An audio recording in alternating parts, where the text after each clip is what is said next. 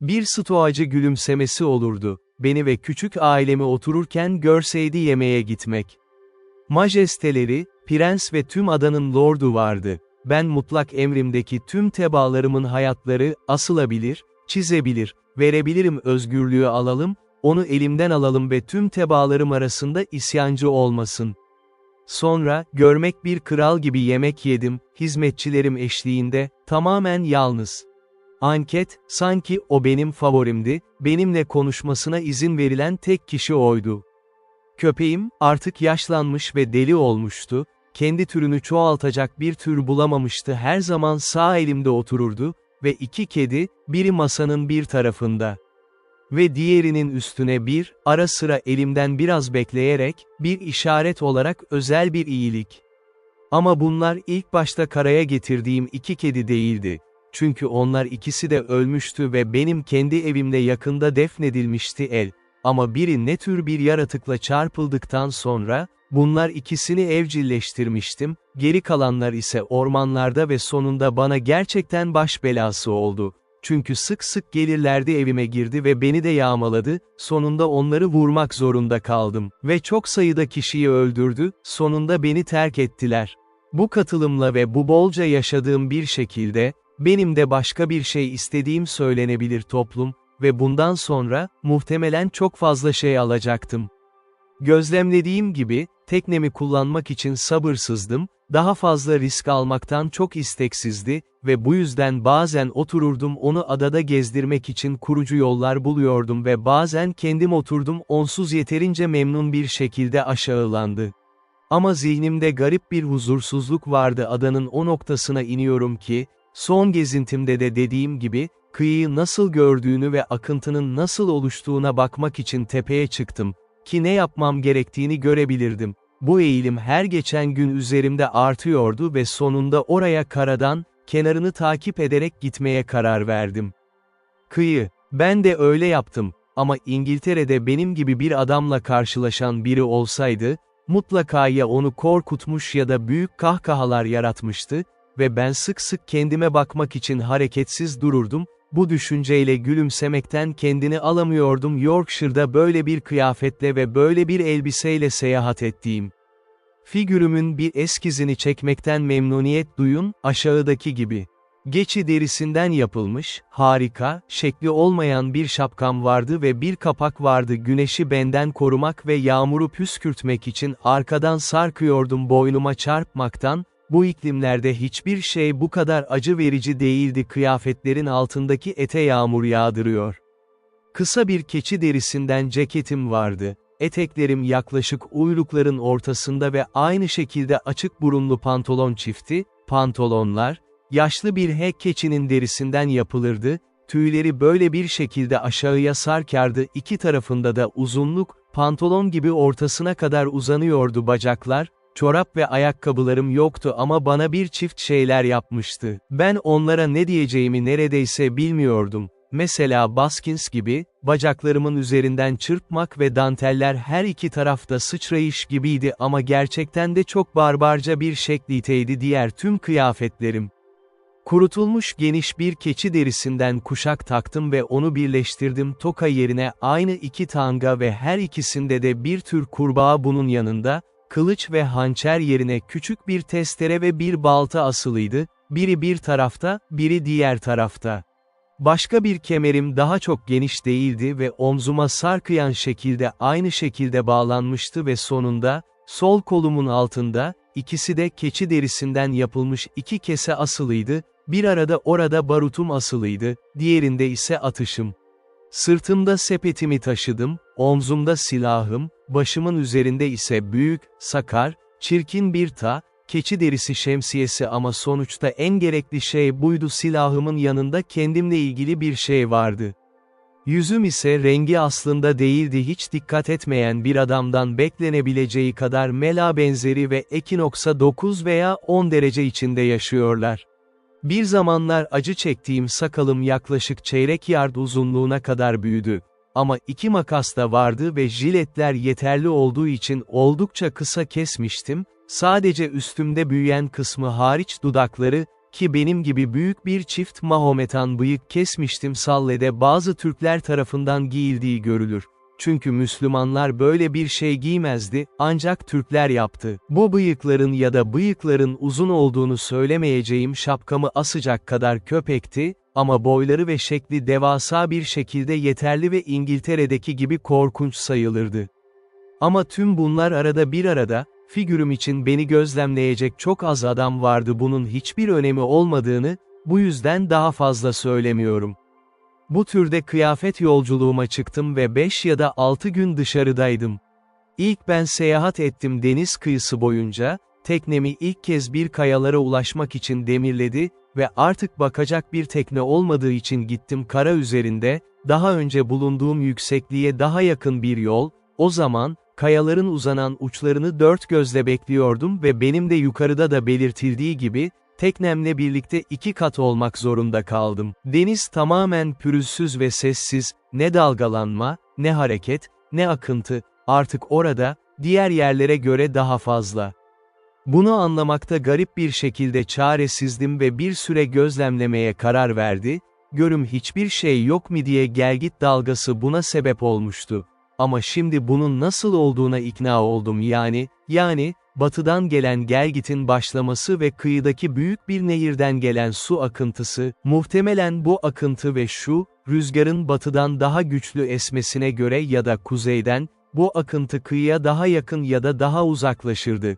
Çünkü akşama kadar beklerken tekrar kayaya çıktım, sonra gelgit yükselirken, akıntıyı eskisi gibi açıkça gördüm, sadece daha uzakta, kıyıdan yarım lige yakın uzakta olduğunu, oysa benim kıyıya yaklaştı ve beni ve kanomu hızla götürdü, ki başka bir zamanda olmazdı. Bu gözlem, yapacak bir şeyim olmadığını, gözlemlemekten başka bir şey olmadığımı düşündürdü.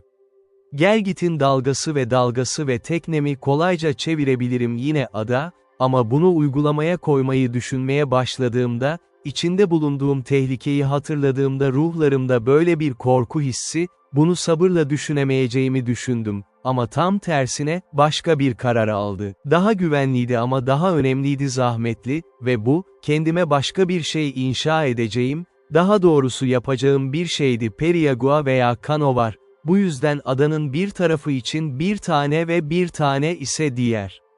Şunu anlamalısınız ki, şimdi, diyebilirim ki, 2 plantasyonum vardı ada, küçük bir tahkimatım ya da çadırım, etrafında duvar var, altında kaya, arkamda mağara vardı, o zamana kadar büyümüştüm birkaç daire ya da mağara, birbirinin içinde bir.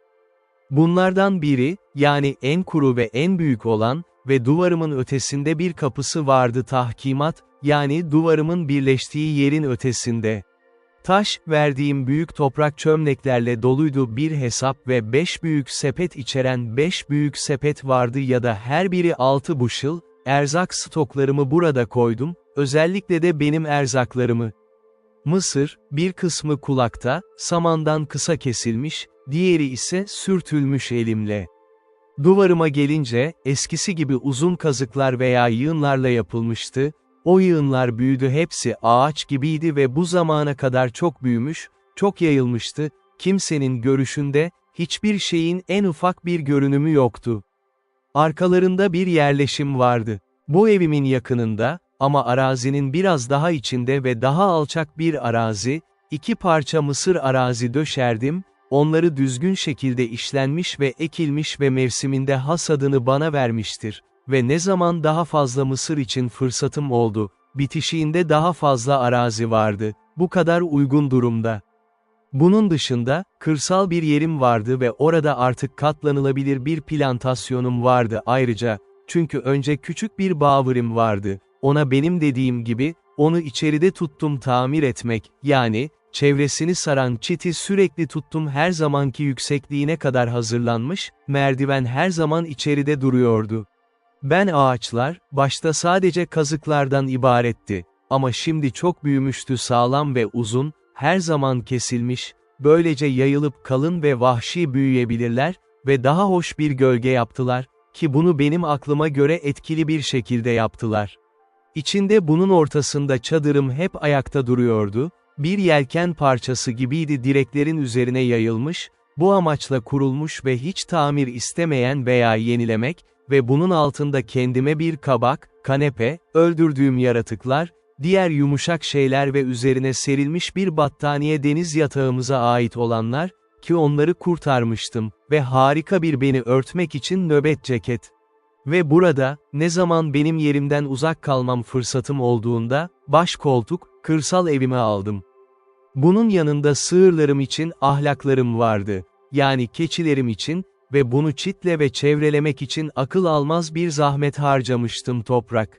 Keçilerin kırılmaması için tamamen tutulmasını çok sabırsızlıkla bekliyordum. Sonsuz bir emekle hiçbir zaman durmadığım bir şey, çitin dışında, küçük kazıklarla dolu ve birbirine o kadar yakındı ki, bir çitten çok solgundu ve elini koyacak yer çok azdı, aralarından geçti. Sonrasında, o riskler arttığında, hepsi gibi sonraki yağışlı mevsimde, çevreyi duvar gibi güçlü hale getirdi. Gerçekten herhangi bir duvardan daha güçlüydü.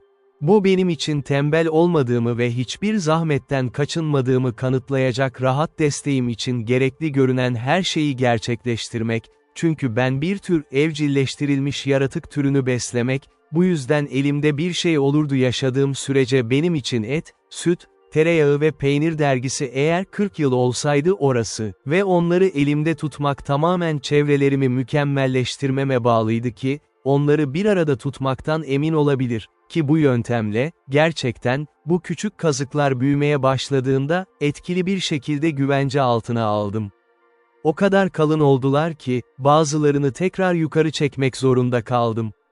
Burada ayrıca üzümlerim yetiştiriyordu ve esas olarak buna bağımlıydım. Kış kuru üzümden oluşan bir stokum ve onu her zaman çok iyi korumakta çalıştığım dikkatle, tüm diyetimin en iyi ve en hoş lezzeti olarak ve gerçekten sadece hoş değil, aynı zamanda tıbbi nitelikli, sağlıklı, besleyiciydi ve son dereceye kadar ferahlatıcı. Çünkü burası aynı zamanda diğer yaşadığım yerle yerin yarısı arasında da vardı. Teknemi hazırlamıştım, genellikle yolumda kaldım ve burada yatıyordum. Çünkü ben sık sık teknemi ziyaret ederdi ve her şeyi tuttum ya da ait oldum onu çok iyi durumda. Bazen kendimi oyalamak için onunla dışarı çıkardım ama hayır daha tehlikeli yolculuklara giderdim, neredeyse hiç taş dökümünün veya kıyıdan 2 kişi, bilgimden aceleyle çıkarılmış olmaktan çok endişeliydim yine akıntılar, rüzgarlar ya da başka bir kaza tarafından. Ama şimdi yeni bir şeye geldim hayatımın sahnesi. Bir gün, öğle civarı, tekneye doğru giderken, aşırı bir şekilde kıyıda bir adamın çıplak ayak iziyle şaşırttı, ki bu kumda çok açık görünüyordu. Bir gök gürültüsü gibi durdum, ya da sanki bir hayalet görmüştü. Dinledim, etrafıma baktım ama duyabiliyordum hiçbir şey görmez, hiçbir şey görmez, daha uzağa bakmak için yükselen bir yere çıktım, gittim kıyı boyunca yukarı ve aşağı, ama hepsi tek bir yerdi, başka bir şey göremiyordum ama o bir izlenim. Tekrar oraya gittim, daha fazla var mı diye baktım ve belki de bana göre olmadığını gözlemlemek, ama buna yer yoktu, çünkü tam olarak bir ayak izi vardı, ayak parmakları, topuk ve her bir parça ayak. Oraya nasıl geldiğini bilmiyordum, hayal bile edemiyordum, ama sayısız çırpınan düşünceden sonra, tamamen kafası karışmış ve umutsuz bir adam gibi kendim, tahkima döndüm. Dediğimiz gibi, toprağı hissetmeden, devam etti. Ama son dereceye kadar korkmuş, her iki ya da 2 kişiye bir arkama bakıyordu 3 adım, her çalı ve ağacı yanlış anlıyor, her kütüğü bir anda hayal ediyor erkek olmaya mesafe. Ayrıca kaç farklı şekil olduğunu tarif etmek mümkün değil korkmuş hayal gücü benim için ne kadar çılgın fikir olduğunu temsil ediyordu her anı hayalimde buldum ve ne kadar tuhaf, hesapsız kaprisler geldi bu arada, düşüncelerime girdi. Kaleme geldiğimde, sanırım bundan sonra sonsuza dek öyle dedim, kaçtım peşinden koşulmuş gibi içine girdi. İlk olarak merdivenden geçsem de ya da kayadaki delikten girdim, ki ona kapı demiştim, ben hatırlamıyor. Hayır, ertesi sabahı da hatırlayamadım, asla korkmuş tavşan siper için, ya da tilki yerle, benden daha fazla korkuyla kaçtı bu inzivaya doğru. O gece hiç uyumadım, korkmamdan ne kadar uzaklaşırsam, daha da endişelerim daha büyüktü, ki bu da doğasına aykırı bir şeydir böyle şeyler, özellikle de korku içindeki tüm yaratıkların alışılmış uygulamasına göre, ama kendi korkunç fikirlerimden o kadar utandım ki oluşturdum kendime sadece kasvetli hayal gücü, artık harika bir yol olmasına rağmen sapmış. Bazen şeytan olduğunu düşündüm ve akıl da bana katıldı bu varsayım, insan şeklindeki başka bir şeyin nasıl ortaya çıkması gerektiği yer. Onları getiren gemi neredeydi? Orada hangi işaretler vardı? Başka bir ayak sesi ve bir adamın oraya gelmesi nasıl mümkündü? Ama sonra, şeytanın böyle bir yerde insan şekli alması gerektiğini düşünüyor. Orada bunun için bir sebep yoktu, sadece ayak izini bırakmak arkasında ve bu da boş yere olsa da, çünkü benim yapmam gerektiğinden emin olamıyordu bu tam tersine bir eğlenceydi.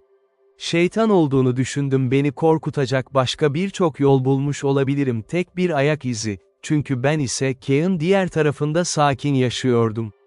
Ada, bir yerde iz bırakacak kadar basit olmazdı onu görsem de görmesem de 10.001 oldu ve kumda aynı zamanda denizin ilk dalgası, güçlü bir rüzgarla harap edecekti tamamen.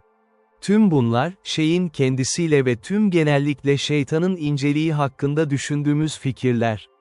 Abundance of such things as these assisted to argue me out of all apprehensions of etc being the devil, and I presently concluded then that it must be some more dangerous creature, viz. That it must be some of the savages of the mainland opposite who had wandered out to sea in their canoes, and either driven by the currents or by contrary winds, had made the island, and had been on shore, but were gone away again to sea, being as loath, perhaps, to have stayed in this desolate island as I would have been to have had them. While these reflections were rolling in my mind, I was very thankful in my thoughts that I was so happy as not to be thereabouts at that time, or that they did not see my boat, by which they would have concluded that some inhabitants had been in the place, and perhaps have searched farther for me. Then terrible thoughts racked my imagination about their having found out my boat, and that there were people here, and that, if so, I should certainly have them come again in greater numbers and devour me, that if it should happen that they should not find me, yet they would find my enclosure, destroy all my corn, and carry away all my flock of tame-goats, and I should perish at last for merriment. Thus my fear banished all my religious hope, all that former confidence in God, which was founded upon such wonderful experience as I had had of His goodness, as if He that had fed me by miracle hitherto could not preserve, by His power, the provision which He had made for me by His goodness. I reproached myself with my laziness, that would not sow any more corn 1 year than would just serve me till the next season, as if numera accident could intervene to prevent my enjoying the crop that was upon the ground, and this it also just a reproof, that I resolved for the future to have 2 or 3 years, corn beforehand, so that, whatever might come, I might not perish for want of bread. How strange a queer work of providence is the life of man. And by what secret different springs are the affections hurried about, as different circumstances present.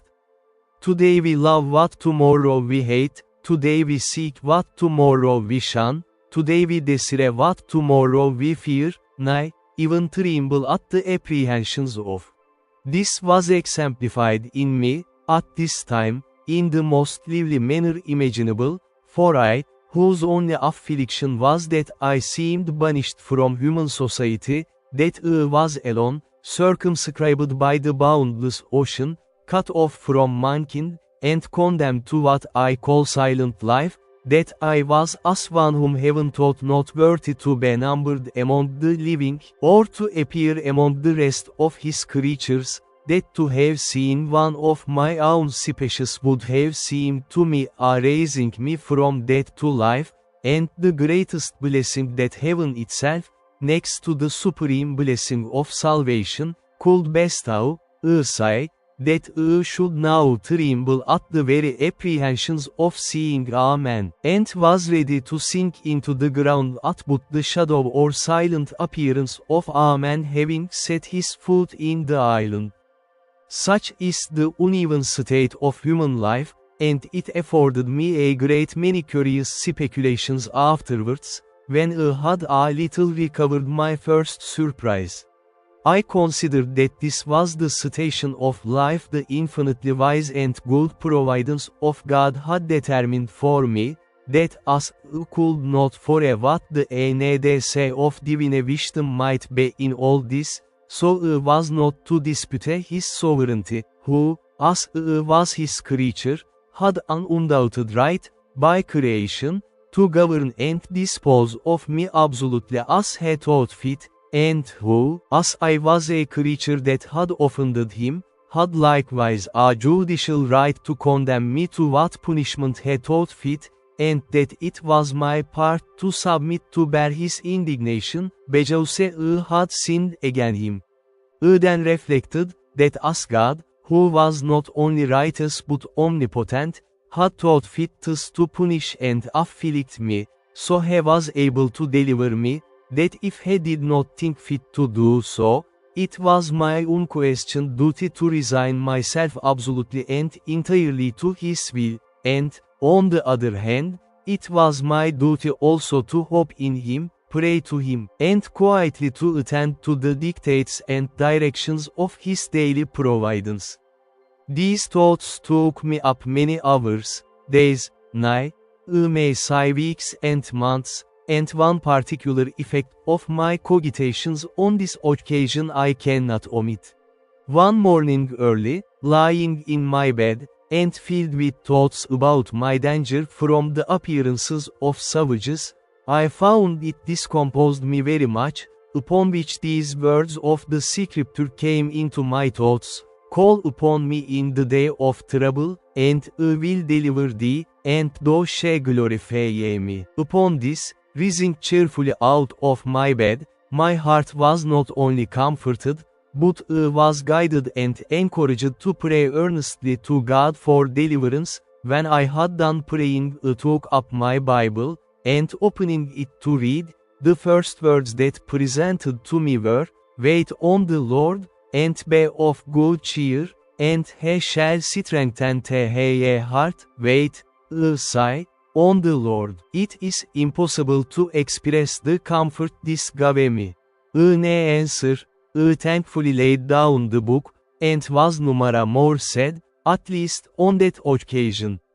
In the middle of these cogitations, apprehensions, and reflections, it came into my thoughts one day that all this might be a mere chimera of my own, and that this foot might be the print of my own foot. When I came on shore from my boat, this cheered me up a little, too, and I began to persuade myself it was all a delusion, that it was nothing else but my own foot. And why might I not come that way from the boat, as well as I was going that way to the boat? Again, I considered also that I could by no means tell for certain where I had trod, and where I had not, and that if, at last, this was only the print of my own foot, I had played the part of those fools who try to make stories of specters and apparitions, and then are frightened at them more than anybody. Now I began to take courage, and to peep abroad again, for I had not stirred out of my castle for 3 days and nights, so that I began to starve for provision, for I had little or nothing within doors but some barley cakes and water. Then I knew that my goats wanted to be milked too, which usually was my evening diversion, and the poor creatures were in great pain and inconvenience for want of it, and, indeed, it almost spoiled some of them, and almost dried up their milk.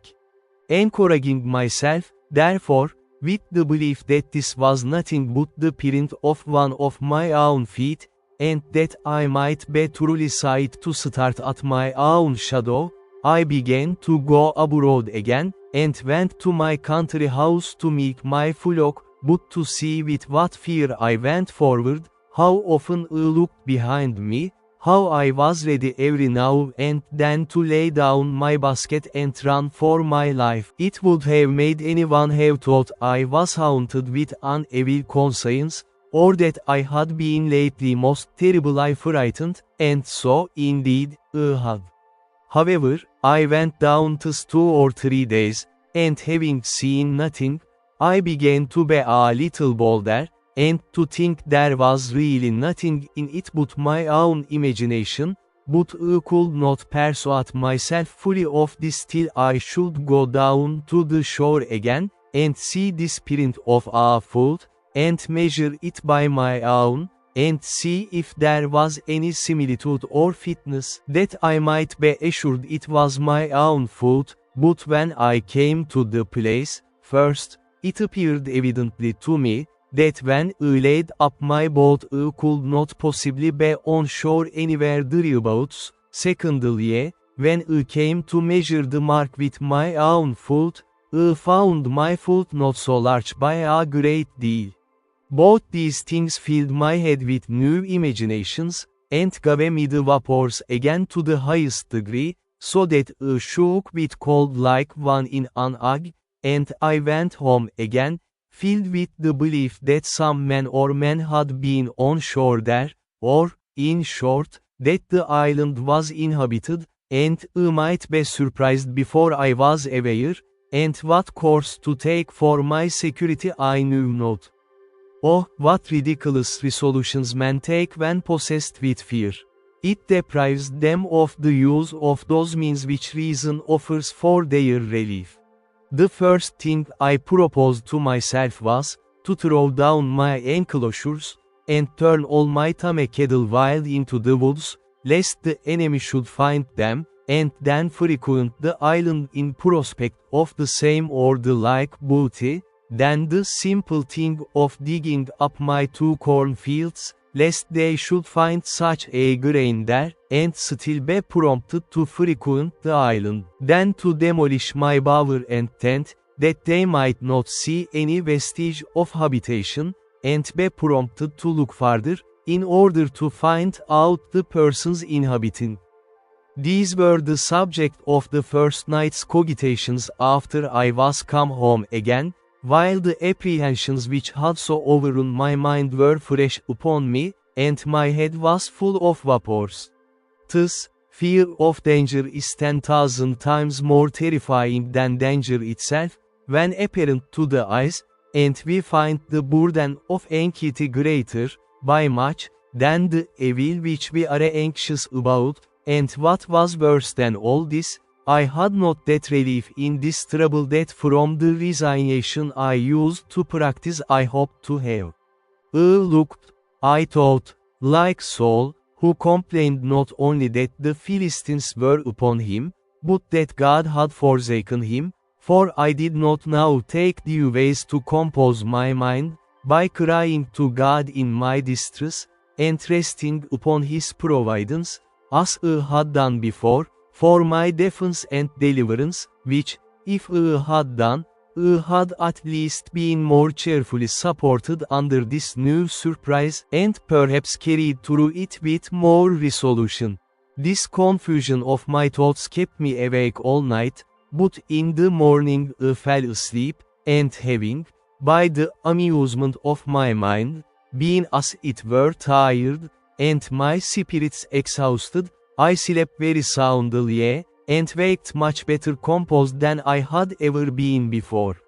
And now I began to think sadly, and, upon debate with myself, I concluded that this island, which was so exceedingly pleasant, fruitful, and numera farther from the mainland than as I had seen, was not so entirely abandoned as I might imagine, that although there were numerous stated inhabitants who lived on the spot, yet that there might sometimes come boats off from the shore, who, either with design, or perhaps never but when they were driven by cross winds, might come to this place, that I had lived there 15 years now and had not met with the least shadow or figure of any people yet, and that, if at any time they should be driven here, it was probably they went away again as soon as ever they could, seeing they had never thought fit to fix here upon any occasion, that the most I could suggest any danger from was from any casual accidental landing of straggling people from the main,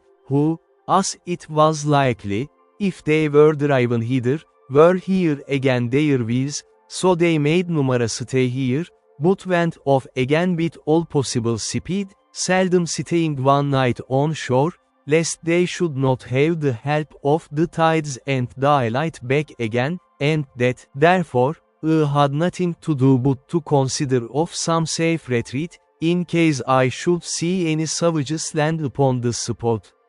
Şimdi, mağaramı o kadar büyük kazdığım için derinden pişmanlık duymaya başladım ki, kapıdan tekrar geçti. Dediğim gibi, bu kapı benimkilerin kayaya bağlı tahkimat, bunu olgun bir şekilde düşündüğümüzde, bana yarım daire şeklinde ikinci bir tahkimatı çizmeye karar verdim.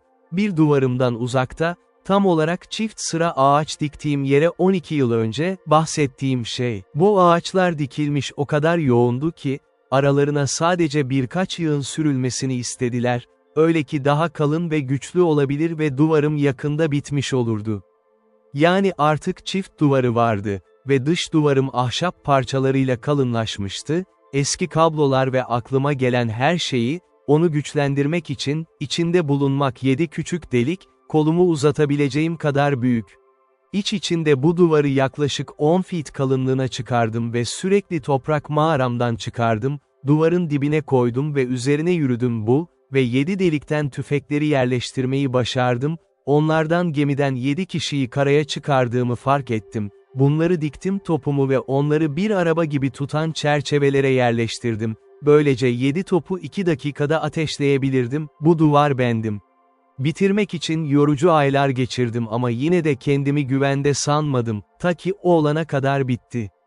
Bu bittiğinde duvarım olmadan tüm yere uzun bir mesafeye sapladım her yönde, kazıklar veya kosya benzeri tahtaçtan yapılmış çubuklarla dolu, ki buldum o kadar büyümeye yatkındılar ki, ayakta durabilirlerdi, öyle ki ben de bir şeyler bırakabileceğime inanıyorum yaklaşık 20.000 tane vardı, aralarında oldukça büyük bir boşluk bırakıyor duvarım, bir düşmanı görebilmem için yerim olabilir. Belki de sığınakları yok genç ağaçlardan, dış duvarıma yaklaşmaya çalışırlarsa.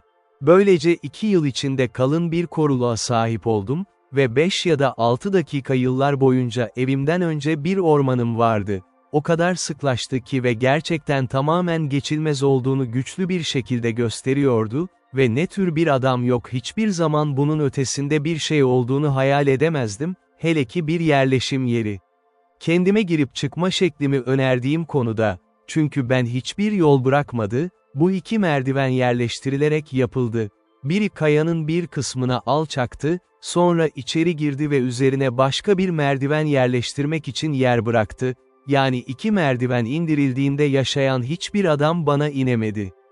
Kendine zarar vermeden ve eğer inmiş olsalar da, hala açıktılar dış duvarımın dışı.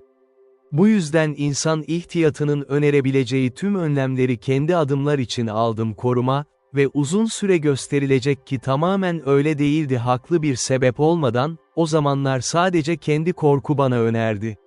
Bu sırada diğer işlerimle tamamen ilgisiz değildim. Çünkü ben küçük keçi sürüm için büyük bir endişe duydum, onlar sadece bir keçi değildi her fırsatta bana hazır bir erzak ve bana yeterli olmaya başladı, barut ve mermi masrafı olmadan, ama avcılığın yorgunluğu da yok vahşi olanlardan sonra, ve onların avantajını kaybetmek istemiyordum, hepsini tekrar emzirmek için. Bu amaçla, uzun düşündükten sonra, aklıma sadece 2 yol geldi onları korumak, biri mağara kazmak için başka uygun bir yer bulmaktı yer altına ve her gece onları oraya sürüklemek için, diğeri ise birbirinden uzak 2 ya da 3 küçük arazi parçası çevrele ve o kadar olabildiğince gizli, her birinde yaklaşık yarım düzine genç keçi tutabilirdim yer. Yani sürüye genel olarak bir felaket olursa, ben olabilirim onları az zahmetle ve zamanla yeniden büyütebiliyordu ve bunu da düşünerek çok zaman ve emek gerektiriyordu, bence en mantıklı tasarımdı. Buna göre, en çok emekli olan bölgeleri öğrenmek için biraz zaman harcadım. Ada ve kalbimin mümkün olduğu kadar özel olan birine atladım Wish, çukurun ortasında küçük nemli bir toprak parçasıydı ve kalın ormanlar, görüldüğü gibi, bir keresinde neredeyse kendimi kaybettim, adanın doğu kısmından oraya geri dönmeye çalışıyordu. Burada ben 3 dönüm yakınında açık bir arazi buldum, ormanlarla çevrili doğası gereği neredeyse bir çevreydi, en azından, neredeyse bu kadar istemiyordu diğer çok çalıştığım zemin parçası olarak onu öyle hale getirmek için çalıştım. Hemen bu toprak parçasıyla çalışmaya başladım ve bir süreden daha kısa sürede bir ay boyunca onu o kadar çevrelemiştim ki, sürümüm ya da sürüm buna diyor ki şimdi ilk başta düşünülebileceği kadar çılgın değildi yeterince güvende olduğumuzu belirtmek için, bu yüzden, daha fazla gecikmeden ayrıldım bu parçaya 10 genç dişi keçi ve 2 dişi keçi gönderdim ve onlar oradayken ben çiti mükemmelleştirmeye devam ettim. Ta ki diğerinin en güvenli olmasını sağlayana kadar, ama bunu daha rahat bir zamanda yaptım ve çok daha fazla zaman aldım anlaştık. Tüm bu emek tamamen endişelerimden dolayı harcadığım bir adamın ayak izinin hesabı, çünkü şimdiye kadar hiç görmemiştim insan yaratıkları adaya yaklaşır ve artık 2 yıldır bunun altında yaşamıştım huzursuzluk hissi vardı ki, bu da hayatımı olduğundan çok daha rahat etmedi daha önce, yaşamanın ne demek olduğunu bilen herkesin hayal ettiği gibi, insan korkusunun sürekli tuzağı. Ve bunu da kederle gözlemlemeliyim, zihnimin dağınıklığının dindar kişiler üzerinde de büyük bir etki yarattığını düşüncelerimin bir kısmı, eline düşmenin korkusu ve korkusu için vahşiler ve yamyamlar ruhlarımı o kadar üzerine attı ki, nadiren kendimi bir yaratıcıma karşı gösterim için uygun bir mizaha, en azından, sakin bir sakinlikle değil ve ruhumun teslimiyeti, ki bunu yaptığım gibi, Tanrı'ya aşağıdaki gibi dua ederdim büyük bir rahatsızlık ve zihin baskısı, tehlikeyle çevrili ve her gece sabaha kadar öldürülüp yenilme beklentisi ve ben deneyimlerime dayanarak, huzur, minnettarlık, sevgi dolu bir mizacın olduğunu kanıtlamalıyım ve sevgi, dua için korkudan çok daha uygun bir çerçevedir ve huzursuzluk ve yaklaşan yaramazlık korkusu altında bir adam artık yok Tanrı'ya dua etme görevinin teselli edici bir yerine getirilmesine uygun olduğu için hastalık yatağında tövbe etmek, çünkü bu bozulmalar zihni etkiler, çünkü bazıları bedeni yapar ve zihnin dağınıklığı zorunlu olarak şu olmalıdır beden kadar büyük bir engel ve çok daha büyük, Tanrı'nın varlığına dua ediyor aslında bedenin değil, zihnin bir eylemi. Ama devam edelim. Böylece küçük yaşam stokumun bir kısmını güvence altına aldıktan sonra, tüm adada dolaştı, böyle bir şey yapmak için başka özel bir yer aradı başka bir yatak, adanın batı ucuna benden daha çok dolaşıyordum hiç yapmamıştı ve denize bakarken, denizde bir tekne gördüğümü sandım, uzak mesafede. Bir veya iki perspektif camı bulmuştum.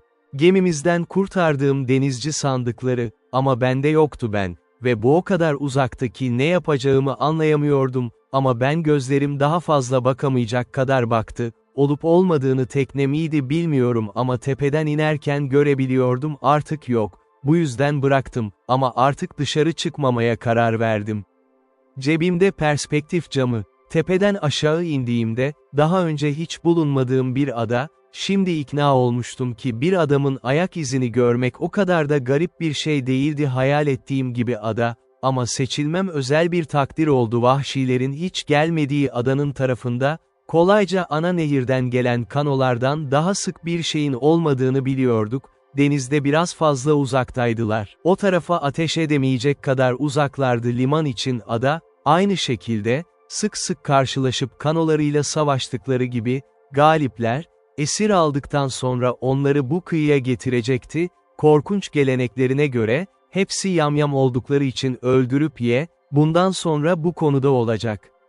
Yukarıda da söylediğim gibi, tepeden kıyıya indiğimde, güneyde, adanın bir noktasında tamamen şaşkın ve hayran kalmıştım. ve bu mümkün değil kıyı kafataslarıyla dolup taştığını görünce zihnimin dehşetini ifade etmem için, eller, ayaklar ve insan bedenlerinin diğer kemikleri ve özellikle bir gözlem yaptım ateş yakılan ve toprağa kazılmış bir daire olan bir yer, kokpit, vahşi zavallıların insanlarına oturduğunu düşündüğüm diğer yaratıkların bedenleriyle ziyafet yaparlar. Bu şeyleri görünce o kadar şaşırdım ki, hiçbir şey yapmadım uzun süre kendime karşı herhangi bir tehlike hissi var, tüm endişelerim böyle bir insanlık dışı, cehennem gibi vahşetin düşüncelerine gömülmüştü ve insan doğasının yozlaşmasının dehşeti, ki bunu duymuştum sık sık ama daha önce hiç bu kadar yakın bir manzaram olmamıştı. Kısacası, yüzümü çevirdim korkunç manzaradan midem bulandı ve tam şu anda bayılma noktası, doğa bozukluğu midemden boşalttığında ve alışılmadık bir şiddetle kustuktan sonra biraz rahatladım ama yapamadım bir an orada kalmaya dayanıyor. Bu yüzden tekrar tepeye çıktım ve tüm hızlanabildim ve kendi evime doğru yürüdüm. Adanın o kısmından biraz çıktığımda bir süre hareketsiz kaldım, şaşırmış, sonra kendimi toparlayarak, en büyük sevgiyle yukarı baktım, ruhumu ve gözlerimde yaşlarla dolu bir şekilde Tanrı'ya şükrettim, o da Tanrı'ya attı dünyanın bir bölgesinde ilk parslım bu korkunç yaratıklar gibi, ve bu, hediyemi değerli bulmuştum durumu çok berbattı, ama bana sahip olduğum kadar çok rahatlık sunmuştu şikayet edilmekten çok şükretmek için daha fazlası, ve her şeyden önce, ben bu sefil durumda bile, bilgiyle teselli edilmişti kendisi ve onun kutsaması umudu, ki bu da bir mutluluktan daha fazlaydı yaşadığım ya da çekebileceğim tüm acılara yeterince eşit acı çekinmek. Bu minnettarlık çerçevesinde kaleme döndüm ve çok şey olmaya başladım şimdi, koşullarımın güvenliği konusunda öncekinden daha kolaydı, çünkü ben bu zavallıların ne aramak için bu adaya gelmediğini gözlemlediler. Alabilirdi, belki de burada hiçbir şey aramıyor, istemiyor ya da beklemiyor ve sık sık, şüphesiz, kapalı, ağaçlı kısmını dışarıda bırakmıştı amaçlarına uygun bir şey bulmak.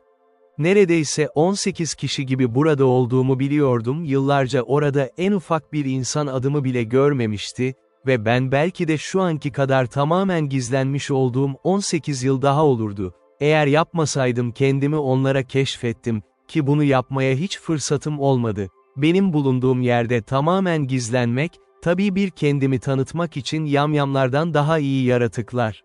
Ama ben vahşi zavallılara karşı öyle bir tiksinti ki konuştuğum ve onların birini yutup yeme sefil, insanlık dışı geleneklerinden bir başka bir yukarı, düşünceli ve üzgün bir şekilde devam ettim ve kendi içimde kaldım neredeyse 2 yıl boyunca bir çember çizdim, kendi çemberim dediğimde, kastettiğim 3 plantasyonum, yani kalem, kır makamım, ki buna kendi kendim dedim, Bower ve ormandaki kafesim, başka hiçbir şeye de bakmadım.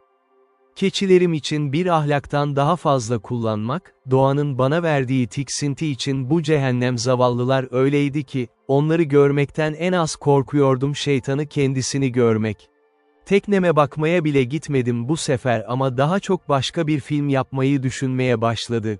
Çünkü düşünemiyordum diğer tekneyi adanın etrafından dolaştırmaya daha fazla girişimde bulunmadığını denizde bu yaratıklardan bazılarıyla karşılaşmamak için, bu durumda, eğer onların ellerine düşseydi, ne olacağını biliyordum çok.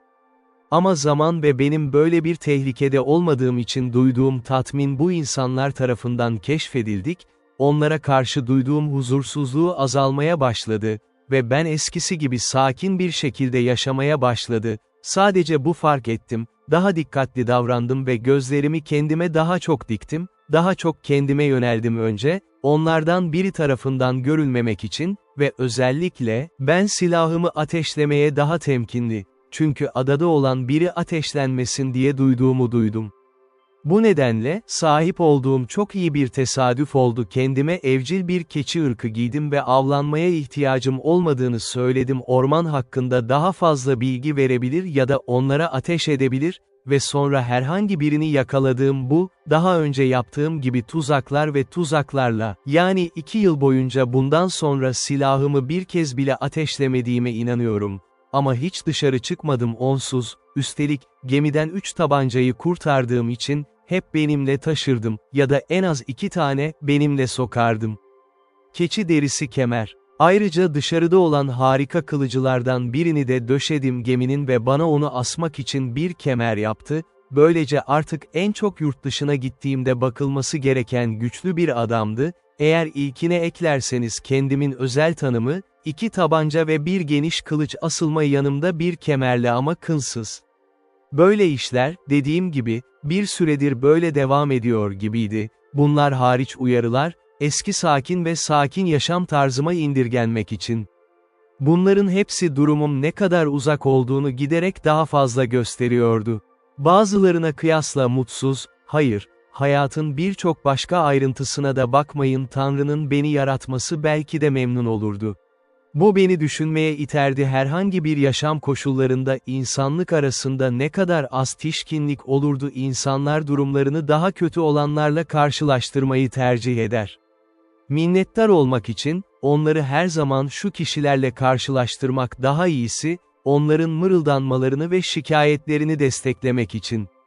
Şu anki durumumda istediğim pek fazla şey yoktu, bu yüzden gerçekten de bu vahşi zavallılar için yaşadığım korkuları ve kendi korumam için yaşadığım endişe sınırdan çıkmıştı kendi icat ettiğim, kendi rahatlıklarım için ve iyi bir tasarım bırakmıştım, bir zamanlar düşüncelerimi üzerine çevirmiştim. O da yapamıyorsam denemek için arhamı malt haline getirerek sonra kendime bira yapmaya çalışıyorum. Bu gerçekten eğlenceli bir düşünce ve kendimi sık sık basitliği için azarladım çünkü şimdi birkaç şeyin eksikliği olduğunu gördüm. Besleyememin imkansız olacağı bira yapmak, öncelikle, onu korumak için fıçılar var. Ki bu, daha önce gözlemlediğim gibi, asla pusul yemiyordu, hayır, sadece günlerimi değil, haftalarımı da harcadım aylarca, denemeye çalıştım ama hiçbir ayara. Sonrasında hiç şerbetçi otum yoktu tutma için maya yok, kaynatacak bakır ya da çaydanlık yok. Ama tüm bu şeyler eksikken, gerçekten inanıyorum ki korkuları yoktu vahşiler müdahale etti, ben de buna girişmiştim ve belki de bunu gerçekleştirdi. Çünkü nadiren onsuz bir şey vermezdim bunu başarmak, bir zamanlar kafamda başlatmak için bir şey varken. Ama benim icadım şimdi bambaşka bir yön vardı. Gece gündüz boyunca aklımda sadece acımasız, kanlı eğlencelerinde bazı canavarları yok edebilir ve buraya getirmeleri gereken kurbanı kurtarmak için mümkün olabilir. Bir süre alırdı bu eserin tamamından daha büyük bir cilt, tüm düşüncelerimde ortaya çıkardığım ya da daha doğrusu üzerinde düşündüğüm kurmacalar, bu yaratıkları yok etmek ya da en azından korkutmak için artık buraya gelmek, ama tüm bunlar başarısız oldu, hiçbir şey mümkün olamazdı etkisi var, ben kendim yapmazsam, ve bir adam ne yapabilir ki aralarında belki 20 ya da 30 kişi birlikte olabilir okları ya da yay ve oklarıyla gerçek olarak ateş edebiliyorlar silahımla mümkün olduğunca işaret mi yapacağım? Bazen onların yaptıkları yerin altına bir çukur kazmayı düşündüm. Ateş ve 5 ya da 6 pound barut koydular, ki bu barut ateşlendiğinde ateşleri böylece ateş alacak ve çevresindeki her şeyi havaya uçuracaktı. Ama çünkü en başta, bu kadar fazla pudra harcamaya istekli olmamalıyım.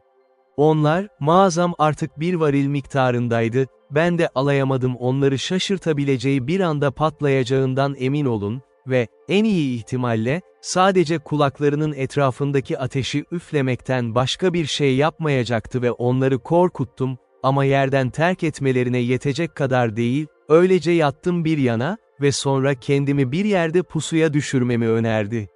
3 silahım çift yüklü ve ortada olan uygun bir yerdi. Kanlı törenleri onları havaya uçurdu, öldüreceğimden ya da yaralamamdan emin olmam gerekirdi. Her atışta belki 2 ya da 3 kişi, ve sonra 3 kişimle birlikte onlara düştü tabancalar ve kılıcım, hiç şüphem yoktu ki, 20 tane olsaydı, ben de yapmalıyım hepsini öldür. Bu hayal birkaç hafta boyunca düşüncelerimi memnun etti ve çok doydum bunu sık sık hayal ettiğim ve bazen de sadece bırakacağım bir şey uykumda onlara uçup gitmek. Hayal gücümde o kadar ileri gittim ki kendimi birkaç gün boyunca uygun yerlere yerleştirmek için çalıştım dediğim gibi, onları izlemek için ambuskad yaptım ve sık sık oraya giderdim kendisi, ki artık bana daha tanıdık hale gelmişti. ama zihnim böyle intikam düşünceleriyle doluydu ve kanlı bir koyma 20 ya da 30 tane kılıç, diyebilirim ki, oradaki dehşeti ve barbar zavallıların birbirini yediğinin sinyalleri, kötülüğümü destekliyordu. Sonunda tepenin yamacında bir yer buldum ve orada tatmin oldum, teknelerinden herhangi birini görene kadar güvenle bekleyebilirdim ve belki de o zaman kıyıya çıkmaya hazır olmadan önce beni görünmeden bir yere taşımak. Ağaç çalılıkları. Bunlardan birinde saklanabilecek kadar büyük bir çukur vardı tamamen beni ve orada oturup onların tüm kanlı işlerini izleyebilirdim ve tam nişanımı kafalarına al, birbirlerine bu kadar yakınken atışı kaçırmam ya da başarısız olmam neredeyse imkansız olurdu. İlk atışta 3 ya da 4 kişiyi yaraladı. O zaman, bu yerde, planımı gerçekleştirmeye kararlıydı ve buna göre 2 tüfek ve benimkini hazırladım. Sıradan kuş balığı parçası. 2 tüfekle her biri bir çift salyangoz tümülü doldurdum ve tabanca mermisi büyüklüğünde 4 ya da 5 küçük mermi ve en büyük boyutta neredeyse bir avuç kuğu atışı doldurdum. Ayrıca tabancalarımı yaklaşık 4 mermiyle doldurdum ve bu duruşta, ikinci ve üçüncü bir şarj için mühimmat sağlandı. Kendime hazırlık yaptım. Keşif gezim. After I had to slay the shame of my design, and in my imagination put it in practice, I continually made my tour every morning to the top of the hill, which was from my castle, as I called it, about 3 miles or more, to see if I could observe any boats upon the sea, coming near the island, or standing over towards it, but I began to tire of this hard duty, after I had for 2 or 3 months constantly kept my watch, but came always back without any discovery, there having not, in all that time, been the least appearance, not only on or near the shore, but on the whole ocean, so far as my eye or glass could reach every way. As long as I kept my daily tour to the hill, to look out, so long also I kept up the vigor of my design, and my spirits seemed to be all the while in a suitable frame for so outrageous an execution as the killing 20 or 30 naked savages, for an offense which I had not at all entered into any discussion of in my thoughts, any farther than my passions were at first fired by the horror I conceived at the unnatural custom of the people of that country, who, it seems, had been suffered by Providence, in his wise disposition of the worthy, to have no other guide than that of their own abominable and vitiated passions, and consequently were left, and perhaps had been so for some ages, to act such horrid things, and receive such dreadful customs, as nothing but nature, entirely abandoned by heaven, and excited by some hellish degeneracy, could have run them into.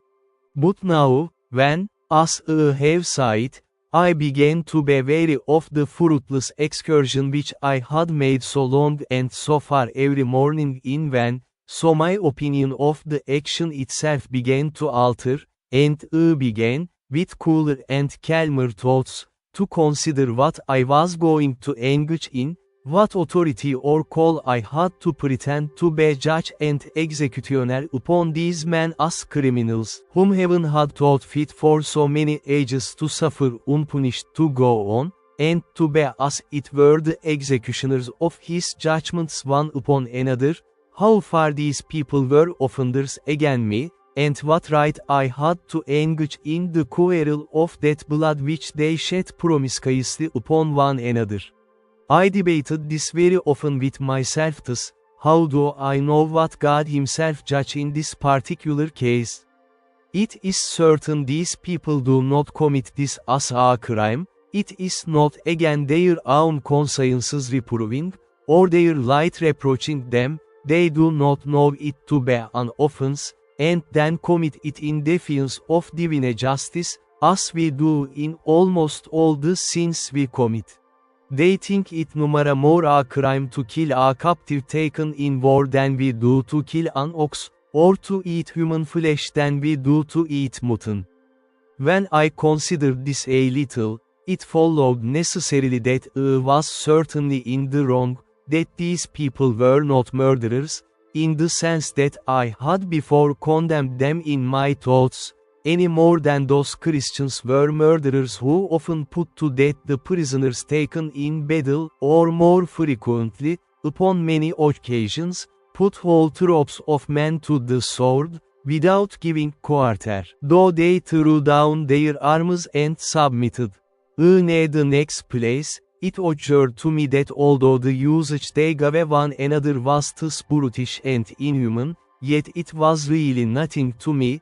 These people had done me numerous injury, that if they attempted, or saw it necessary, for my immediate preservation, to fall upon them, something might beside for it, but that was yet out of their power, and they really had numerous knowledge of me, and consequently numerous design upon me, and therefore it could not be just for me to fall upon them, that this would justify the conduct of the Spaniards in all their barbarities practiced in America, where they destroyed millions of these people, who, however they were idolaters and barbarians, and had several bloody and barbarous rites in their customs, such as sacrificing human bodies to their idols, were yet, as to the Spaniards, very innocent people, and that the rooting them out of the country is spoken of with the utmost abhorrence and detestation by even the Spaniards themselves at this time,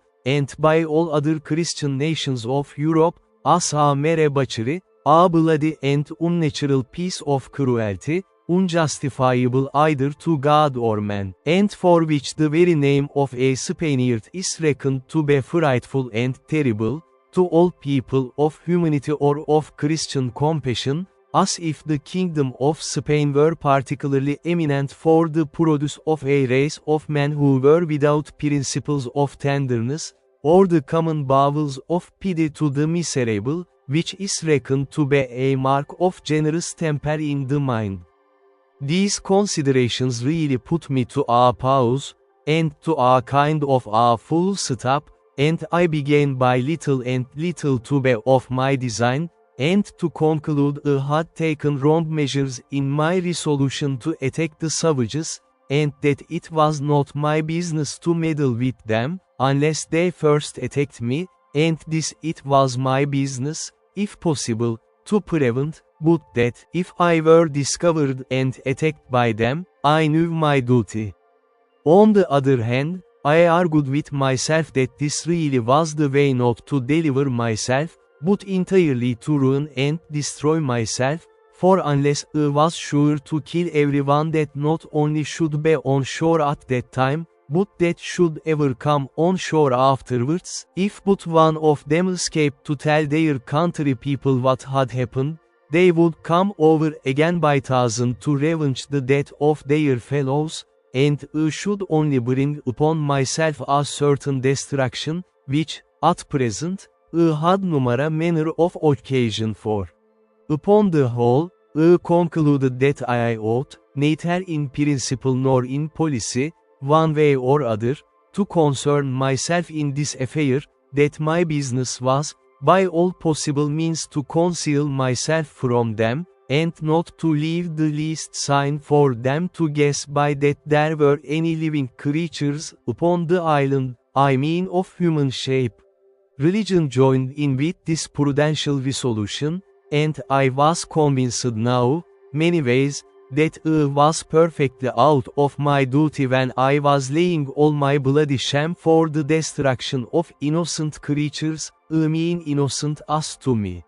As to the crimes they were guilty of towards one another, I had nothing to do with them, they were national, and I ought to leave them to the justice of God, who is the governor of nations, and knows how, by national punishments, to make a just retribution for national offenses, and to bring public judgments upon those who offend in a public manner, by such ways as best please him. This appeared so clear to me now, that nothing was a greater satisfaction to me than that I had not been suffered to do a thing which I now saw so much reason to believe would have been less a sin than that of wilful murder if I had committed it, and I gave most humble thank on my knees to God, that he had thus delivered me from blood guiltiness, beseeching him to grant me the protection of his providence, that I might not fall into the hands of the barbarians, or that I might not lay my hands upon them, unless I had a more clear call from heaven to do it, in defense of my own life.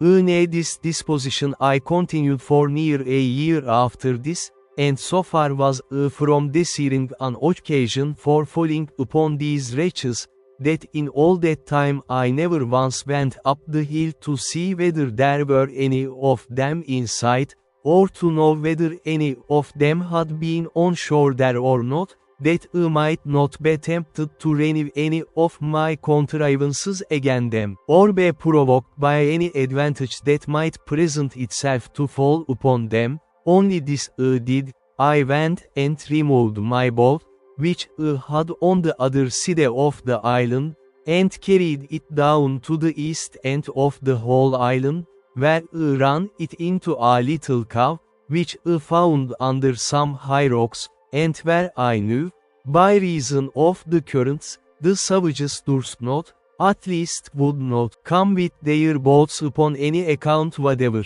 With my boat I carried away everything that I had left there belonging to her, though not necessary for the bare going thither, viz. A mast and sail which I had made for her, and a thing like an anchor, but which, indeed, could not be called either anchor or grapnel. However, it was the best I could make of etc. kind. All these I removed, that there might not be the least shadow for discovery, or appearance of any boat, or of any human habitation upon the island.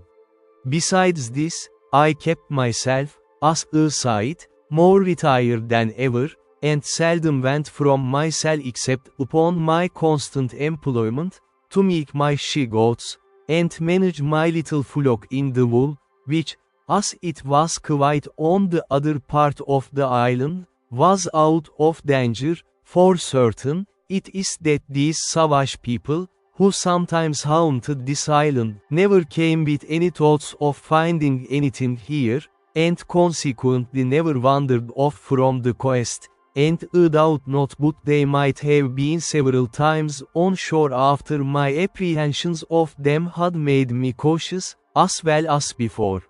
Indeed, I look back with some horror upon the thoughts of what my condition would have been if I had chopped upon them and been discovered before that, when, naked and unarmed, except with one gun, and that loaded often only with small shot, I walked everywhere, peeping and peering about the island, to see what I could get. What a surprise should I have been in if, when I discovered the print of a man's foot, I had, instead of that, seen 15 or 20 savages, and found them pursuing me, and by the swiftness of their running number possibility of my escaping them.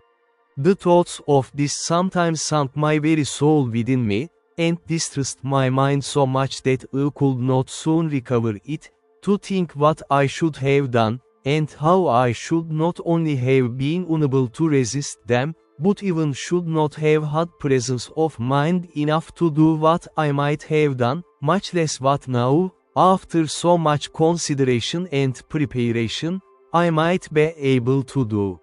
Indeed, after serious thinking of these things, I would be melancholy, and sometimes it would last a great while, but I resolved it all at last into thankfulness to that providence which had delivered me from so many unseen dangers, and had kept me from those mischief which I could have number way been the agent in delivering myself from. Because I had not the least notion of any such thing depending, or the least supposition of etc. being possible. This renewed a contemplation which often had come into my thoughts in former times, when first I began to see the merciful dispositions of heaven, in the dangers we run through in this life, how wonderfully we are delivered when we know nothing of it, how, when we are in a quandary as we call it, a doubt or hesitation whether to go this way or that way, a secret hint shall direct us this way, when we intended to go that way, nay, when sense, our own inclination, and perhaps business has called us to go the other way, yet a strange impression upon the mind, from we know not what springs, and by we know not what power, shall overrule us to go this way, and it shall afterwards appear that had we gone that way, which we should have gone, and even to our imagination ought to have gone, we should have been ruined and lost. Upon these and many like reflections afterwards made it a certain rule with me, that whenever I found those secret hints or pressings of mind to doing or not doing anything that presented, or going this way or that way, I never failed to obey the secret dictate, though no numara other reason for it than such a pressure or such a hint hung upon my mind. I could give many examples of the success of this conduct in the course of my life, but more especially in the latter part of my inhabiting this unhappy island, besides many occasions which it is very likely I might have taken notice of, if I had seen with the same eyes than that I see with now. But it is never too late to be wise, and I cannot but advise all considering men, whose lives are attended with such extraordinary incidents as mine, or even though not so extraordinary, not to slight such secret intimations of providence, let them come from what invisible intelligence they will. That I shall not discuss, and perhaps cannot account for, but certainly they are a proof of the converse of spirits, and a secret communication between those embodied and those unembodied, and such a proof as John never withstood, of which I shall have occasion to give some remarkable instances in the remainder of my solitary residence in this dismal place. I believe the reader of this will not think it strange if I confess that these anxieties, these constant dangers I lived in, and the concern that was now upon me, put an end to all invention, and to all the contrivances that I had laid for my future accommodations and conveniences. I had the care of my safety more now upon my hands than that of my foot. I cared not to drive a nail, or chop a stick of wood now, for fear the noise I might make should be heard, much less would I fire a gun for the same reason, and above all I was intolerably uneasy at making any fire, lest the smoke, which is visible at a great distance in the day, should betray me. For this reason, I removed that part of my business which required fire, such as burning of pots and pipes, vg, into my new apartment in the woods, where, after I had been some time, I found, to my unspeakable consolation, a mere natural cave in the earth, which went in a vast way, and where, I dare say, numara savaş, had he been at the mouth of it, would be so hardy as to venture in, nor, indeed, would any man else, but one who, like me, wanted nothing so much as a safe retreat.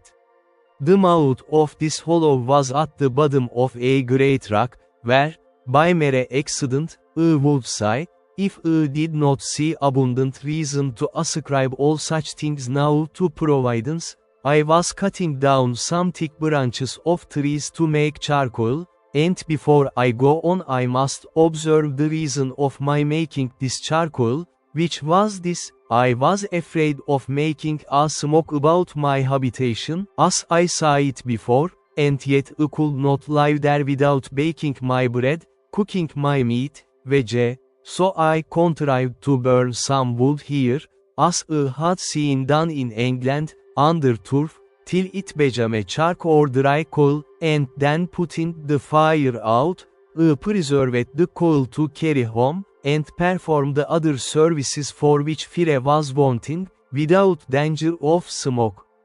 But this is by the by.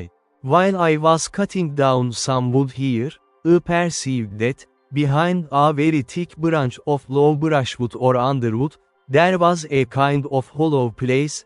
I was curious to look in it, and getting with difficulty into the mouth of it, I found it was pretty large, that is to say, sufficient for me to stand upright in it, and perhaps another with me. But I must confess to you that I made more haste out than I did in, when looking farther into the place, and which was perfectly dark, I saw two broad shining eyes of some creature, whether devil or man I knew not, which twinkled like two stars, the dim light from the cave's mouth shining directly in, and making the reflection. However, after some pause I recovered myself, and began to call myself 1,000 fools, and to think that he that was afraid to see the devil was not fit to live 20 years in an island all alone, and that I might well think there was nothing in this cave that was more frightful than myself. Upon this, plucking up my courage, I took up a firebrand, and in I rushed again, with the stick flaming in my hand. I had not gone 3 steps in before I was almost as frightened as before, for I heard a very low sigh, like that of a man in some pain, and it was followed by a broken noise, as of words half expressed, and then a deep sigh again. I stepped back, and was indeed struck with such a surprise that it put me into a cold sweat, and if I had had a hat on my head, I will not answer for it that my hair might not have lifted it off. But still plucking up my spirits as well as I could, and encouraging myself a little with considering that the power and presence of God was everywhere, and was able to protect me, I stepped forward again, and by the light of the firebrand, holding it up a little over my head, I saw lying on the ground a monstrous, frightful old he-goat, just making his will, as we say, and gasping for life, and dying, indeed, of mere old age. I stirred him a little to see if I could get him out, and he essayed to get up, but was not able to raise himself, and I thought with myself he might even lie there, for if he had frightened me, so he would certainly fright any of the savages, if any of them should be so hardy as to come in there while he had any life in him.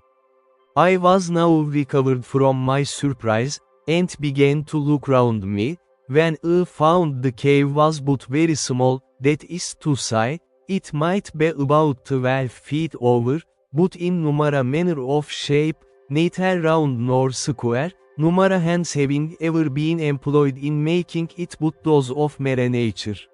I observed also that there was a place at the farther side of it that went in further, but was so low that it required me to creep upon my hands and knees to go into it, and whither it went I knew not, so, having numera candle, I gave it over for that time, but resolved to go again the next day provided with candles and a tinder box, which I had made of the lock of one of the muskets, with some wildfire in the pan. Buna uygun olarak, ertesi gün 6 büyük mumumla geldim. Şimdi keçi donağından çok iyi mumlar yapıyordum ama zordu. Mum fitili için ayarlandı, bazen bez veya ip ipliği, bazen kurutulmuş halatlar kullanıldı ısırgan gibi bir yabani otun kabuğu ve bu alçaklığa girerken bunu yapmak zorunda kaldım dediğim gibi, neredeyse 10 yard boyunca 4 ayak üzerinde sürünürler. Bu arada, ne kadar ilerlediğini bilmiyordum çünkü yeterince cesur bir girişim olduğunu düşündüm gidebilirdi, ne de onun ötesinde olan. Boğazdan geçtiğimde, çatı daha yükseğe yükseldi, sanırım yaklaşık 20 feet yüksekti, ama hiç böyle bir adada görkemli bir manzara vardı, sanırım yanlara bakınca ve bu tonozun veya mağaranın çatısı, duvar 100.000 sare yansıtıyordu 2 mumumdan bana ışıklar. Kayada ne vardı, olup olmadığı elmas ya da başka değerli taşlar, ya da altın, ki ben öyle olduğunu düşünüyordum bilmiyordum. Bulunduğum yer çok hoş bir boşluktu, ya da mağara, tamamen karanlık olsa da, zemin kuru ve düzdü, bir tür üzerinde küçük gevşek çakıllar vardı, böylece mide bulantısı veya zehirli bir yaratık yoktu görünmek için yanlarda veya çatıda da ıslak ya da nemli bir şey yoktu. Tek zorluk girişti, ancak burası bir yer olduğu için güvenlik ve istediğim gibi bir inziva, bir kolaylık olduğunu düşündüm. Yani bu keşfe gerçekten sevindim ve hiç gecikmeden karar verdim. En çok endişelendiğim şeylerden bazılarını buraya getirin. Özellikle, buraya barut dergimi ve tüm benim yedek kollarım, yani 2 kuş parçası, çünkü toplamda 3 tane vardı ve 3 tüfek vardı, toplamda 8 tüfek vardı. Bu yüzden sadece kalemde kaldım 5, en dış çitimde top parçaları gibi monte edilmiş halde duruyordu ve ayrıca herhangi bir sefere çıkmaya hazırdılar. Bu görevden alınması mühimmatımı ise barut varilini açtım ve oradan aldım. Deniz ve ıslaktı ve suyun içeri girdiğini gördüm, her iki tarafta tozun içine yaklaşık 3-4 inç girer, bu da kek ve sertleşerek, içini kabuğun içindeki bir çekirdek gibi korumuştum. Böylece ben fıçın ortasında yaklaşık 60 pound çok iyi bir barut vardı. Bu o dönemde benim için çok hoş bir keşif oldu. Böylece hepsini oraya götürdüm. Kalemde yanımda asla 2 ya da 3 pound'dan fazla barut bulundurmazdım. Çünkü herhangi bir sürprizden korku, ayrıca kalan tüm kurşunu da oraya taşıdım mermiler için. Şimdi kendimi yaşadığı söylenen eski devlerden biri gibi görüyordum, kayalarda kimsenin gelemeyeceği mağaralar ve delikler. Çünkü ikna ettim, buradayken 500 vahşi beni avlarsa, beni asla bulamayacaklardı, ya da bulsalar bilseler, saldırmaya cesaret edemezlerdi, ben buradayım. Ölmek üzere bulduğum yaşlı keçi mağaranın ağzında öldü. Ertesi gün bu keşfi yaptıktan sonra ve harika bir şey bulmak çok daha kolay oldu. Orada delik aç, onu içeri atıp toprakla örtülüp sürüklemek yerine dışarı çıkarmak, yani burnuma alınmamak için onu oraya defnettim. Artık bu adada ikamet ettiğim 23. yıldaydım ve öyleydim, yere ve yaşam tarzına doğal olarak alışmıştım. Bunu, sahip olmaktan başka bir şey yoktu, hiçbir vahşinin gelip beni rahatsız etmeyeceğinden emin oldum. Ben geri kalan zamanımı harcadığım için teslim olmaktan memnun olabilirdim orada, son ana kadar, ben yatıp ölene kadar, eski gibi mağaradaki keçi. Ayrıca bazı küçük eğlenceler ve eğlenceler için de gelmiştim. Bu da zamanın benim için çok daha hoş geçmesine neden oldu. Daha önce de belirttiğim gibi, Paul'uma konuşmayı öğretmiştim ve o bunu o kadar tanıdık bir şekilde yaptı ve o kadar net konuştu ki, çok bana hoş ve benimle en az 6-20 yıl yaşadı. Nasıl, belki sonrasında uzun süre yaşamış olabilir, bilmiyorum, ama onların bir Brezilyalılarda 100 yıl yaşadıkları düşüncüsü. Köpeğim hoş ve en az 16 yıl boyunca bana sevgi dolu bir yoldaş oldu ve sonra öldü, sadece yaşlılıktan kaynaklanıyordu.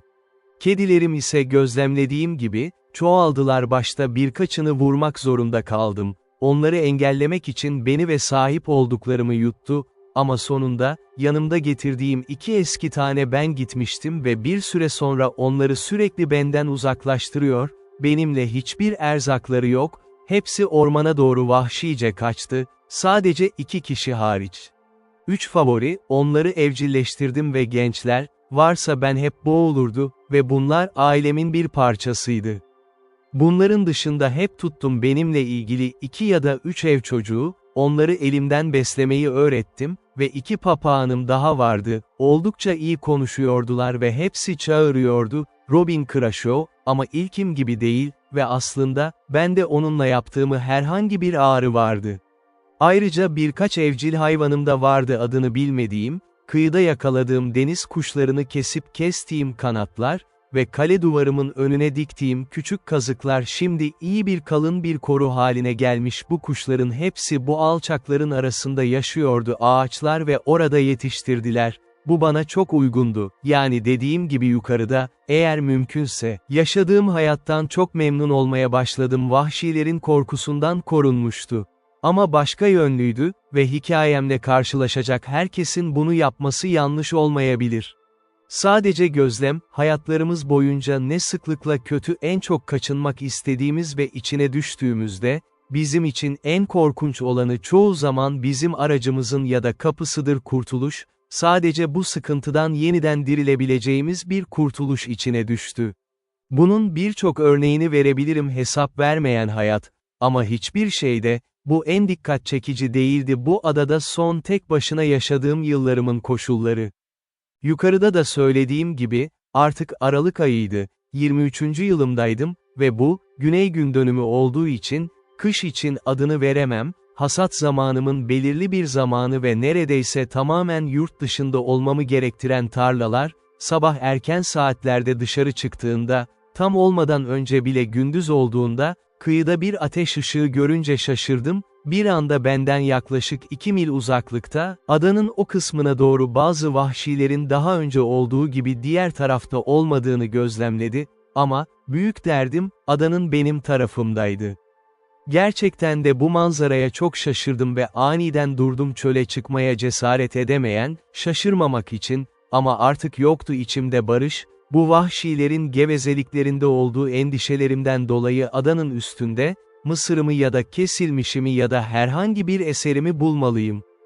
İyileştirmeler sonucunda, hemen insanların olduğu sonucuna varacaklardı. Ve sonra beni bulana kadar asla dinlenmeyecekti. Bu uçta doğrudan kaleme döndüm. Merdiveni arkamdan çektim ve her şeyi yaptım olmayanlar mümkün olduğunca vahşi ve doğal görünüyordu. Sonra kendimi savunma pozisyonuna koyup hazırlandım.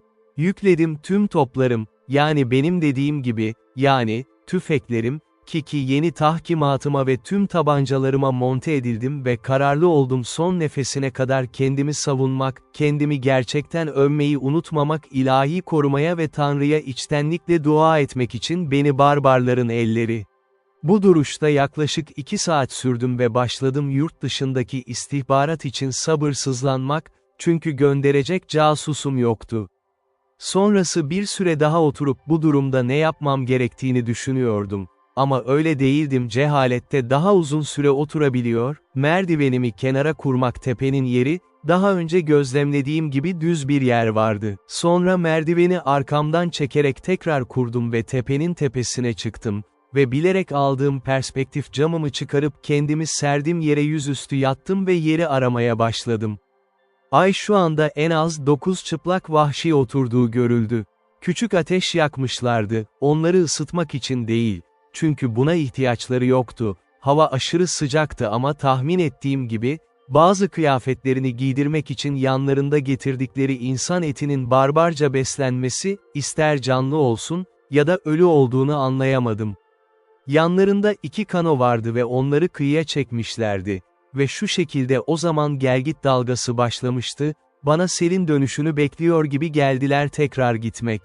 Bu manzaranın beni ne kadar kafa karışıklığına uğrattığını hayal etmek kolay değil, özellikle adanın benim tarafıma ve bana bu kadar yakın geldiğini görmek, ama onların gelmesinin her zaman düşüşün akıntısıyla olması gerektiğini düşündüğümde, sonrasında zihnimde daha sakin olmaya başladım, belki de olacağımdan memnundum gelgit seli sırasında güvenle yurt dışına gitmek, eğer açık değillerse kıyıdan önce, ve bu gözlemi yaptıktan sonra hasadımı araştırmak için yurt dışına gittim daha sakin bir şekilde çalış. Beklediğim gibi, öyle oldu. Çünkü gelgit batıya doğru yönelir dönmez gördüm hepsi tekneyle kürek çekiyor, ya da bizim diyoruz ki, kürek alıyor. Yapmalıydım gittikten önce 1 saat ya da daha fazla dans ettiklerini gözlemlediler ve gözlüğümden onların duruşlarını ve jestlerini kolayca ayırt edebiliyordum. Yapamadım en güzel gözlemime göre, onların tamamen çıplaktıklarını ve aslında değildiklerini fark ettim üzerlerinde en az örtü, ama erkek mi kadın olsunlar, bunu yapamadım ayırt etmek. Onları gönderilip gittiklerini görür görmez, 2 silahı omzlarıma aldım ve kemerimde 2 tabanca ve yanımda kınsız büyük kılıcım, ve yapabildiğim tüm hızla tepeye gittim hepsinin ilk kez ortaya çıkmasını keşfetti, ve oraya varır varmaz ki 2 saatten az değil, çünkü bu kadar yüklü olduğum için hızlı gidemiyordum kollarım olduğu gibi, vahşilerden 3 kano daha olduğunu fark ettim o yer, ve daha uzağa baktığımda, hepsinin denizde birlikte olduğunu gördüm, ana bölüme geçiyor. Bu benim için korkunç bir manzaraydı, özellikle de gitmekte kıyıya doğru, kasvetli işin dehşet izlerini görebiliyordum. Neredeyse onu geride bırakmıştı. Yani kan, kemikler ve o zavallılar tarafından neşeyle yenip yenilen insan bedenlerinin eti ve spor.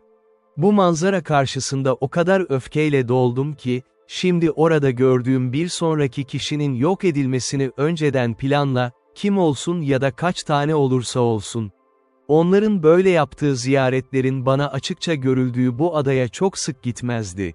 Çünkü öncesinde 15 aydan fazla geçmişti, daha fazla karaya çıkmadı. Yani, ben de görmedim onlara, o zaman boyunca hiçbir ayak ya da sinyal vermediler, yağmurlu için mevsimler var, sonra en azından şu ana kadar yurt dışına gelmeyeceklerinden eminler.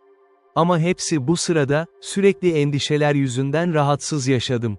Bana sürpriz gelmeleri, buradan gözlemlediğim beklenti kötülük, acıdan daha acı bir şeydir. Özellikle de buna yer yoksa o beklentiyi ya da o endişeleri üzerinden at. Tüm bu süre boyunca öldürücü bir mizah içindeydim ve saatlerimin çoğunu geçirdim, ki bu daha iyi kullanılmalıydı, nasıl aşacağımızı ve onları bir dahaki gördüğümde, özellikle de eğer onlar son kez olduğu gibi iki partiye ayrılmalı, ben de bilmiyordum bir grubu öldürsem, 10 ya da 10 düzine kişi, ben olsaydım hala ertesi gün, hafta, ay bir başkasını öldürmek içindi.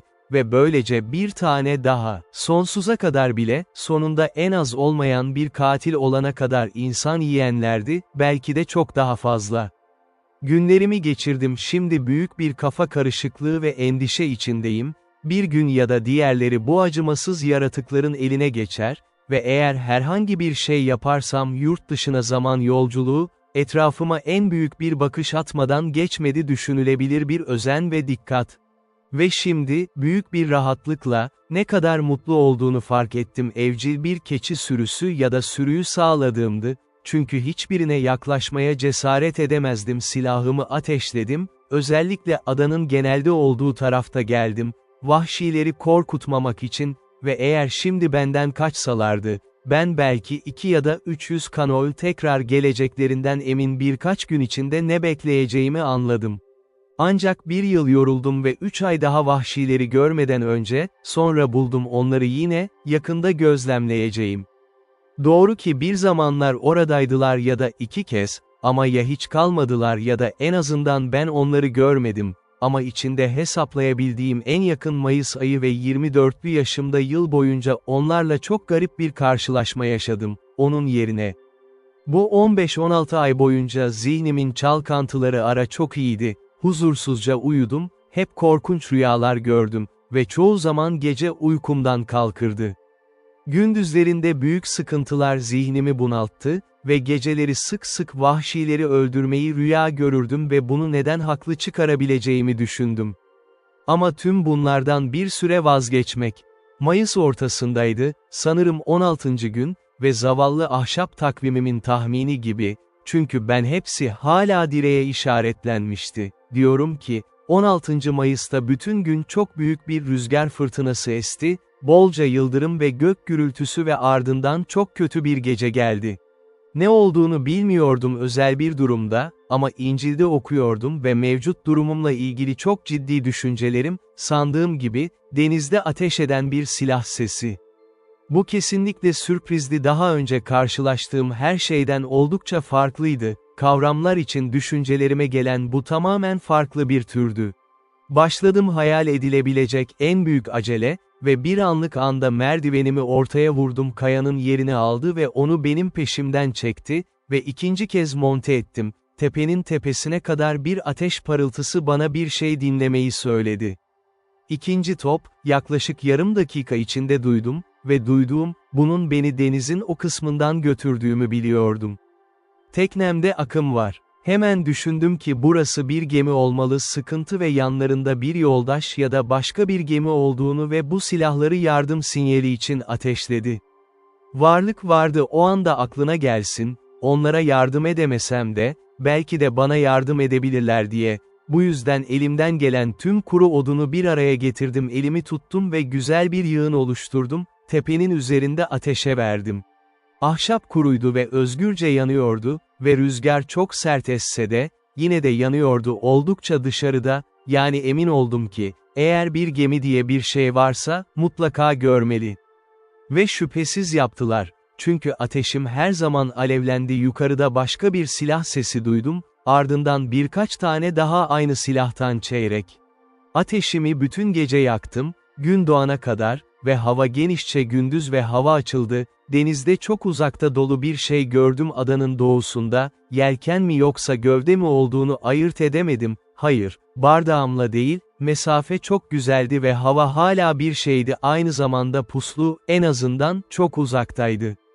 O gün boyunca sık sık ona baktım ve kısa sürede bunun böyle olmadığını fark ettim. Hareket et, bu yüzden kısa sürede demirleyen bir gemi olduğuna karar verdim ve hevesli olarak, emin olabilirsiniz, emin olmak için silahımı elime aldım ve adanın güney tarafında, daha önce beni sürüklediğim kayalara kadar akıntı ve oraya çıkmak, hava o zamanlar mükemmeldi, açık bir şekilde, büyük üzücümle, bir geminin enkazını, atılmış bir şekilde görebiliyordum gece, dışarıdayken bulduğum o gizli kayaların üzerinde, tekne ve hangi kayalar, derenin şiddetini kontrol ettikçe ve bir tür karşı akış ya da girdap, iyileşmemde bir sebepti. Hayatımda hiç yaşamadığım en çaresiz, umutsuz durum. Dolayısıyla, bir adamın güvenliği başka bir adamın yok olmasıdır, bunun için görünüşe göre bu adamlar, kim olurlarsa olsunlar, bilgilerinin dışında ve kayalar tamamen suyun altındayken, gece rüzgar üzerlerine sürülmüştü, eneye sert bir şekilde üflemek. Adayı görmüş olsaydılardı, ki bunu mutlaka tahmin ediyorum yapmadılar, sandığım gibi, kurtarmaya çalışmış olmalılar, kendileri teknelerinin yardımıyla karaya çıkmışlardı, ama onların silahlarını ateşlemesi özellikle de hayal ettiğim gibi, ateşimi gördüğünde, beni birçok adamla doldurdu düşünceler. İlk olarak, ışığımı görünce kendilerini teknelerine bindirdiler ve kıyıya çıkmaya çalıştılar. Ama deniz çok yüksekte koşarlardı, belki de atılmış olabilirlerdi. Diğer zamanlarda ise bunu hayal ettim, daha önce de teknelerini kaybetmiş olabilirlerdi. Birçok şekilde olduğu gibi, özellikle gemilerinde deniz kırılmasıyla, ki bu birçok kez adamları teknelerini parçalamaya veya parça etmeye ve bazen de fırlatmaya zorladı, kendi elleriyle denize indiler. Diğer zamanlarda ise başka bir gemileri olduğunu hayal ettim veya yardım işaretleri üzerine ele geçirdikleri eşlik eden gemiler onları kaldırdı ve götürdü. Diğer zamanlarda hepsinin gitmiş olduğunu düşündüm. Teknelerinde denize bulaşıyordum ve akıntı tarafından hızla uzaklaşıyordum. Eskiden içeride bulunanlar, büyük okyanusa taşındılar, orada sadece sefalet ve yok olmak ve belki de bu zamana kadar bunu düşünebilirlerdi, aç kalmayı ve birbirlerini yiyebilecek durumda olmalarını fark ettiklerini belirtti. Bunların hepsi en iyi ihtimalle sadece varsayımdı, benim durumumda, fakir adamların acısına bakmaktan başka bir şey yapamıyordu. Bu da benim tarafımda hala iyi bir etki yaratıyordu, bana giderek daha fazla şey verdi, bana bu kadar mutlu ve rahat bir şekilde yardım eden Tanrı'ya şükretmek için bir sebep ıssızca halimde ve artık 2 gemi şirketinin bu bölgeye atıldım. Tek bir hayat bile benim hayatım bağışlanmalı. Burada tekrar gözlemledim, şunu gözlemledim ki, Tanrı bizi bu kadar düşük bir duruma ya da büyük bir mutsuzluğa atar ama görebiliriz minnettar edilecek bir şey ve başkalarını daha kötü görebilirler, koşullar bizimkilerden daha fazla. Bu adamlar için durum kesinlikle böyleydi, ki ben kimsenin kurtarıldığını varsayacak yer bile göremiyordu. Hiçbir şey bunu yapamazdı, hepsinin orada yok olmamasını dileyecek ya da bekleyecek kadar mantıklı, ancak başka bir gemi tarafından alınma ihtimali dışında, ve bu gerçekten sadece bir ihtimaldi, çünkü en ufak bir işaret görmedim böyle bir şeyin görünümü. Herhangi bir olası enerjiyle açıklayamam kelimeler, bu manzara patladığında ruhumda ne garip bir özlem hissettim, bazen şöyle, ah, keşke sadece bir ya da 2 kişi olsaydı, hayır, ya da sadece bir kişi olsaydı bu gemiden kurtarılmış ruh, bana kaçmış olmalı ki bir yoldaş, benimle konuşmuş ve konuşmuş Yalnız hayatımın tüm zamanlarında hiç bu kadar samimi, bu kadar ciddi hissetmemiştim, çevremle olan topluma karşı güçlü bir arzu ya da derin bir pişmanlık, bir ihtiyacın olmamasıyla. There are some secret springs in the affections which, when they are set going by some object in view, or, though not in view, yet rendered present to the mind by the power of imagination, that motion carries out the soul, by its impetuosity, to such violent, eager embracings of the object, that the absence of it is insupportable. Such were these earnest wishings that but one man had been saved. I believe I repeated the words, oh that it had been but one, 1,000 times, and my desires were so moved by it, that when I spoke the words my hands would clench together, and my fingers would press the palm of my hands, so that if I had had any soft thing in my hand I should have crushed it involuntarily, and the teeth in my head would strike together, and set again one another so strong, that for some time I could not part them again. Let the naturalists explain these things, and the reason and manner of them. All I can do is to describe the fact, which was even surprising to me when I found it, though I knew not from whence it proceeded. It was doubtless the effect of ardent wishes, and of strong ideas formed in my mind, realizing the comfort which the conversation of one of my fellow Christians would have been to me. But it was not to be, either their fate or mine, or both, forbade it, for, till the last year of my being on this island, I never knew whether any were saved out of that ship or Numara, and had only the affliction, some days after, to see the corpse of a drowned boy come on shore at the end of the island which was next the shipwreck. He had Numara clothes on but a seaman's waistcoat, a pair of open-kneed linen drawers, and a blue linen shirt, but nothing to direct me so much as to guess what nation he was of. He had nothing in his pockets but 2 pieces of 8 and a tobacco pipe, the last was to me of 10 times more value than the first. It was now come, and I had a great mind to venture out in my boat to this wreck, not doubting but I might find something on board that might be useful to me. But that did not altogether press me so much as the possibility that there might be yet some living creature on board, whose life I might not only save, but might, by saving that life, comfort my own to the last degree, and this thought clung so to my heart that I could not be quiet night or day, but I must venture out in my boat on board this wreck, and committing the rest to God's providence. I thought the impression was so strong upon my mind that it could not be resisted, that it must come from some invisible direction, and that I should be wanting to myself if I did not go. Under the power of this impression, I hastened back to my castle, prepared everything for my voyage, took a quantity of bread, a great pot of fresh water, a compass to steer by, a bottle of rum, for I had still a great deal of that left, and a basket of raisins, and thus, loading myself with everything necessary. I went down to my boat, got the water out of her, got her afloat, loaded all my cargo in her, and then went home again for more. My second cargo was a great bag of rice, the umbrella to set up over my head for a shade, another large pot of water, and about 2 dozen of small loaves, or barley cakes, more than before, with a bottle of goat's milk and a cheese, all which with great labor and sweat I carried to my boat, and praying to God to direct my voyage, I put out, and rowing or paddling the canoe along the shore, came at last to the utmost point of the island on the northeast side. And now I was to launch out into the ocean, and either to venture or not to venture.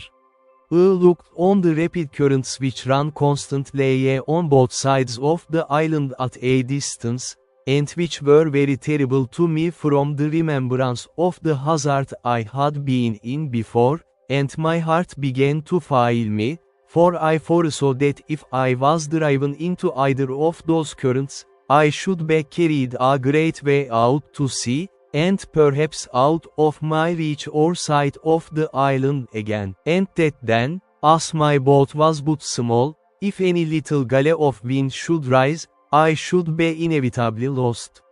These thoughts so oppressed my mind that I began to give over my enterprise, and having hauled my boat into a little creek on the shore, I stepped out, and sat down upon a rising bit of ground, very pensive and anxious, between fear and desire, about my voyage, when, as I was musing, I could perceive that the tide was turned, and the flood come on, upon which my going was impracticable for so many hours. Upon this, presently it occurred to me that I should go up to the highest piece of ground I could find, and observe, if I could, how the sets of the tide or currents lay when the flood came in, that I might judge whether, if I was driven one way out, I might not expect to be driven another way home, with the same rapidity of the currents. This thought was no more sooner in my head than I cast my eye upon a little hill which sufficiently overlooked the sea both ways, and from whence I had a clear view of the currents or sets of the tide, and which way I was to guide myself in my return. Here I found, that as the current of Abb set out close by the south point of the island, so the current of the flood set in close by the shore of the North Sea, and that I had nothing to do but to keep to the North Sea of the island in my return, and I should do well enough. Encouraged by this observation, I resolved the next morning to set out with the first of the tide, and reposing myself for the night in my jano, under the watchcoat I mentioned, I launched out. I first made a little out to sea, full north, till I began to feel the benefit of the current, which set eastward, and which carried me at a great rate, and yet did not so hurry me as the current on the South Sea had done before, so as to take from me all government of the boat, but having a strong steerage with my paddle, I went at a great rate directly for the wreck, and in less than 2 hours I came up to it. It was a dismal sight to look at, the ship, which by its building was Spanish, stuck fast, jammed in between 2 rocks. All the stern and quarter of her were beaten to pieces by the sea, and as her forecastle, which stuck in the rocks, had run on with great violence, her mainmast and foremast were brought by the board, that is to say, broken short off, but her bowsprit was sound, and the head and bow appeared firm. When I came close to her, a dog appeared upon her, who, seeing me coming, yelped and cried, and as soon as I called him, jumped into the sea to come to me. I took him into the boat, but found him almost dead with hunger and thirst. I gave him a cake of my bread, and he devoured it like a ravenous wolf that had been starving a fortnight in the snow. I then gave the poor creature some fresh water, with which, if I would have let him, he would have burst himself. After this I went on board, but the first sight I met with was 2 men drowned in the cook room, or forecastle of the ship, with their arms fast about one another. I concluded, as is indeed probable, that when the ship struck, it being in a storm, the sea broke so high and so continually over her, that the men were not able to bear it, and were strangled with the constant rushing in of the water, as much as if they had been under water. Besides the dog, there was nothing left in the ship that had life, nor any goods, that I could see, but what were spoiled by the water. There were some casks of liquor, whether wine or brandy I knew not, which lay lower in the hold, and which, the water being ebbed out, I could see, but they were too big to meddle with. I saw several chests, which I believe belonged to some of the seamen, and I got two of them into the boat, without examining what was in them.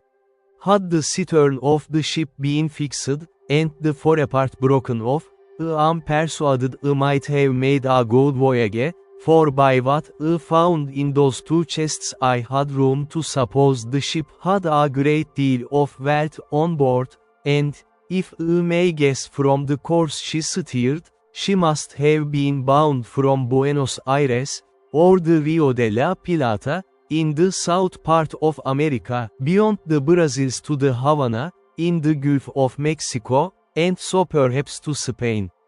She had, no doubt, a great treasure in her, but of no use, at that time, to anybody, and what became of the crew then knew not. Bu sandıkların yanında, yaklaşık 20 içkili küçük bir fıçı buldum galonlar, onları tekneye çok zor soktum.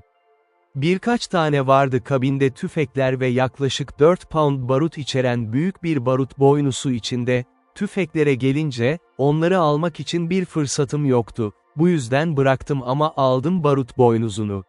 Bir ateş küreği ve maşa aldım, ki bunları çok istiyordum, çünkü ayrıca 2 küçük pirinç çaydanlık, çikolata yapmak için bakır bir tencere ve bir gridiron, ve bu yük ve köpekle birlikte ayrıldım, gelgit eve dönmeye başladı yine, ve aynı akşam, gece yaklaşık 1 saat içinde, yine ada, son dereceye kadar yorgun ve yorgun.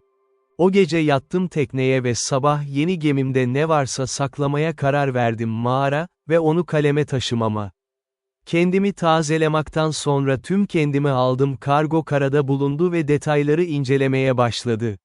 İçki fıçısı, bir tür rom olduğu bulundu ama Brezilya'daki gibi değil, ve, bir kelime, hiç iyi değil, ama sandıkları açmaya geldiğimde birkaç tane buldum bana çok faydalı olan şeyler, örneğin, birinde güzel bir vaka buldum şişeler, olağanüstü türden, sıcak sularla dolu ince ve çok iyi, şişeler yaklaşık 3 pint tutardı ve ucu gümüş. 2 tencere çok iyi sukades ya da tatlı buldum, o yüzden o da sabitlendi üstte tuzlu suyun onlara zarar vermediğini, ve 2 tane daha aynı şekilde, ki su bozulmuştu. Çok iyi gömlekler buldum, ki bunlar çok iyiydi bana hoş geldin, ve yaklaşık 1,5 beyaz keten mendil ve renkli kolyeler, ilkilerde çok hoş karşılandı, son derece sıcak bir günde yüzümü silmek ferahlatıcıydı.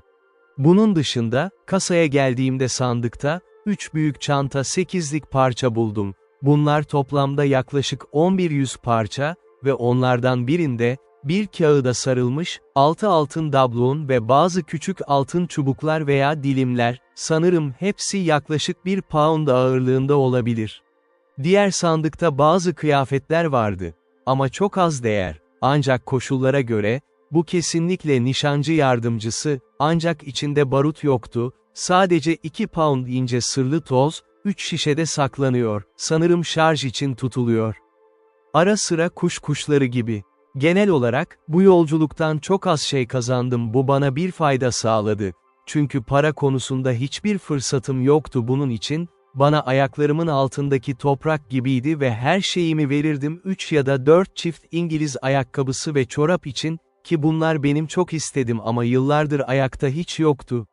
Gerçekten de şimdi 2 çift ayakkabı, boğulmuş 2 adamın ayaklarından çıkardım. Onları gördüm enkazda ve sandıklardan birinde 2 çift daha buldum, ki bunlar çok bana hoş geldin. Ama onlar bizim İngiliz ayakkabılarımız gibi değildi, ne kolaylık için ne de hizmet, ayakkabıdan ziyade pompa dediğimiz şey. Burada buldum denizci sandığı yaklaşık 58 parça, real, ama altın yok, sanırım bu kişi, diğerinden daha fakir bir adama aitti, ki diğerine ait gibi görünüyordu bir memura. Ama bu parayı mağarama götürdüm ve yattım kendi gemimizden getirdiğim şeyi yaptığım gibi, ama dediğim gibi, bu geminin diğer kısmının henüz gelmemiş olması büyük bir üzücü benim payım, çünkü kanomu birkaç kez doldurmuş olacağımdan memnunum parayla, ve düşündüm ki, eğer bir gün İngiltere'ye kaçarsam, burada güvende olabilir tekrar gelip onu alana kadar yeterli. Şimdi tüm eşyalarımı kıyıya götürüp güvence altına aldıktan sonra tekrar kendi evimde tekneyle birlikte eski limanına kadar kıyı boyunca kürek çekti ya da kürek çekti, orada yattım, onu kaldırdım ve eski evime doğru en iyi şekilde ilerledim. Orada buldum, her şey güvenli ve sessizdi. Artık kendimi dinlenmeye, eski hayatımdan sonra yaşamaya başladım ve aile işlerimle ilgilenmek ve bir süre rahat yaşadım yeterli, sadece eskisinden daha tetikteyim, daha sık dışarı bakmam ve çok fazla yurt dışına gitmedi ve herhangi bir zamanda özgürce hareket edersem, her zaman adanın doğu kısmındaydı ve oldukça memnun kaldım. Vahşiler hiç gelmedi ve bu kadar önlem olmadan gidebileceğim yere ve yanımda her zaman taşıdığım kadar çok silah ve cephane yükü vardı diğer taraftan. Bu durumda yaklaşık 2 yıl daha yaşadım, ama talihsiz kafam, o hep bana bunun vücudumu mutsuz etmek için doğduğunu bildirmek için, hepsi bu ikisiydi, projeler ve tasarımlarla dolu yıllar, eğer mümkünse, nasıl olabilirdim bu adadan uzaklaşıyordu, çünkü bazen başka bir yolculuğa çıkmak istiyordum. Kaza, ama aklım orada değerli hiçbir şeyin kalmadığını söylüyordu. Yolculuğumun tehlikesi, bazen tek yöne bir gevezelik için, bazen bir başkası ve gerçekten inanıyorum, eğer gittiğim tekneye sahip olsaydım Sal'le indiğinde, denize çıkmalıydım, nereye gittiğimi bilmiyordum. Tüm koşullarımda, dokunulanlar için bir hatıra oldum. İnsanlığın genel salgını, bildiğim kadarıyla, onların yarısı acılar akışı, yani Tanrı'nın bulunduğu yerden tatmin olmamak ve doğa onları koydu. Çünkü ilkel varlığıma geri bakmamak için durumu ve babamın mükemmel tavsiyesi, ki bu muhalefet, ben buna ilk günahım diyebilirim, sonraki hatalarım bu sefil duruma gelmemin yolu nezaket olmuştu. Çünkü vardı o takdir ki, beni Brezilya'da kutsanmış bir çiftçi olarak mutlu bir şekilde oturtmuştur, beni sınırlı arzularla ve devam etmekle yetinebilirdim yavaş yavaş, belki de bu zamanda, yani varlığımın zamanında, bu adada, en önemli çiftçilerden biri, Brezilyalar, hayır, bu konuda yaptığım gelişmelerle buna ikna oldum, orada yaşadığım az zaman ve muhtemelen artırmam gerekirdi kalsaydım. 100.000 moidor değerinde olabilirdim ve yerleşmiş bir servet, iyi stoklanmış bir plantasyon bırakmak için ne işim vardı, gelişip artıyor, süper kargo Gine'ye çevirip siyahları getire, sabır ve zaman evdeki stokumuzu o kadar artırırdı ki, onları kendi kapımızdan, onları getirmekle ilgilenenlerden mi aldı? Ve bize daha fazla pahalıya mal olmuş olsa da, bu fiyatın farkı şuydu: bu kadar büyük bir tehlikede kurtarmaya değecek bir yol yok.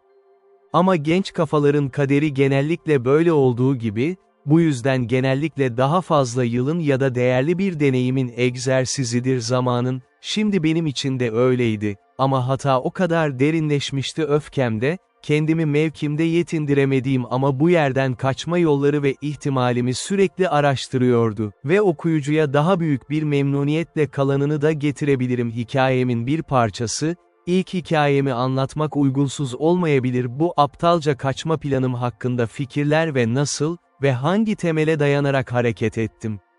Geç yolculuktan sonra kaleme çekileceğim söyleniyor. Enkaz, fırkateynim her zamanki gibi su altında saklandı ve durumum eskisine geri dönmüştü, gerçekten de eskisinden daha fazla servetim vardı, ama hiç de zengin değildi, çünkü ona Kızılderililer kadar benim de ihtiyacım yoktu. Peru, İspanyollar gelmeden önce vardı. Mart ayının yağmurlu sezonunun en önemli gecelerinden biriydi, 4. 20. bu yalnızlık adasına ilk adımımı attığım yıl varken, yatağımda yatıyordum ya da hamak, uyanık, çok sağlıklı, ağrısı yok, rahatsızlığı yoktu, bedende huzursuzluk ya da sıradan bir zihinsel huzursuzluk yok, ama yapabilirdi. Hayır, demek ki gözlerimi kapatmak için, yani uyuyabilmek için, hayır, bütün gece bir göz kırpmadım, aşağıdakiler dışında. Dönen sayısız düşünce kalabalığını bir kenara bırakmak imkansız, beynin, hafızanın o büyük yolu boyunca bu gecenin zaman. Hayatımın tüm tarihini minyatür ya da kısaltma ile gözden geçirdim. Ben buna böyle diyebilirim, bu adaya gelmeme ve aynı zamanda hayatımın o kısmına bu adaya geldiğimden beri.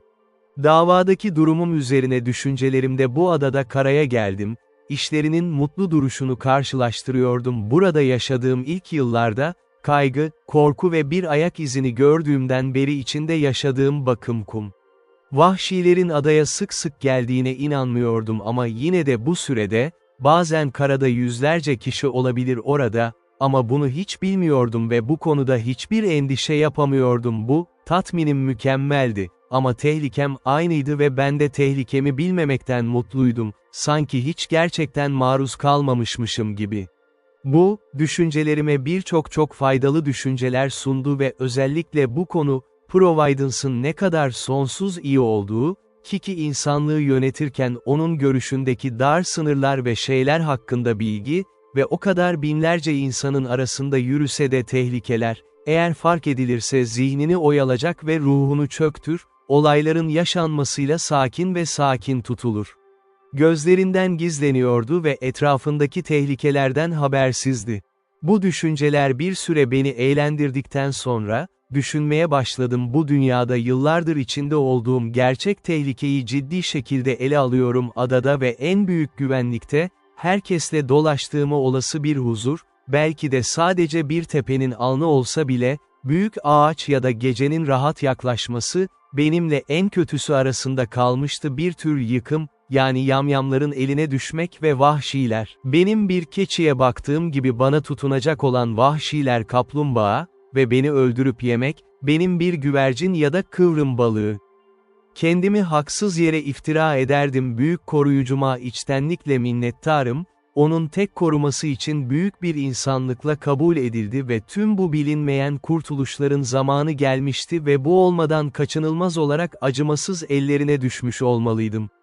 Bu düşünceler bitince kafam bir süre boyunca bu zavil yaratıkların doğasını düşününce, yani vahşileri kastediyorum ve nasıl dünyada her şeyin bilge valisi yaratıklarından herhangi birini böyle bir insanlık dışı hale getirmiş, hatta böyle bir şeye, hatta vahşetin kendisinin bile altında, kendi türünü yutacak gibi, ama bu sona erdi. O zamanlar faydasız bazı spekülasyonlarda, şu soruyu sormak aklıma geldi: bu zavallılar dünyanın hangi bölgesinde yaşıyordu?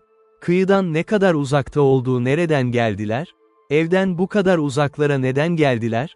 Ne tür tekneleri mi? Ve neden kendimi ve işimi emir vermeyebilirim ki? Belki de oraya gidebilirler, çünkü bana geleceklerdi. Kendimle ne yapmam gerektiğini düşünmeye hiç zahmet etmedim. Oraya gittiğimde, eğer bu eline düşersem ne olurdu vahşiler, ya da bana saldırırlarsa onlardan nasıl kaçmam gerektiğini, hayır, hatta kıyıya ulaşabildiğim ve bazıları tarafından saldırıya uğramadığım ya da başka bir şey, kendimi teslim etme imkanı olmadan, ve eğer yapmalıysam onların eline geçmemem, erzak için ne yapmam gerektiği ya da nereye gitmem gerektiği yolumu çevir, bu düşüncelerin hiçbiri, diyorum, yoluma çıkmadı, ama aklım tamamen teknemle Şır'a geçmem fikrine odaklanmıştı.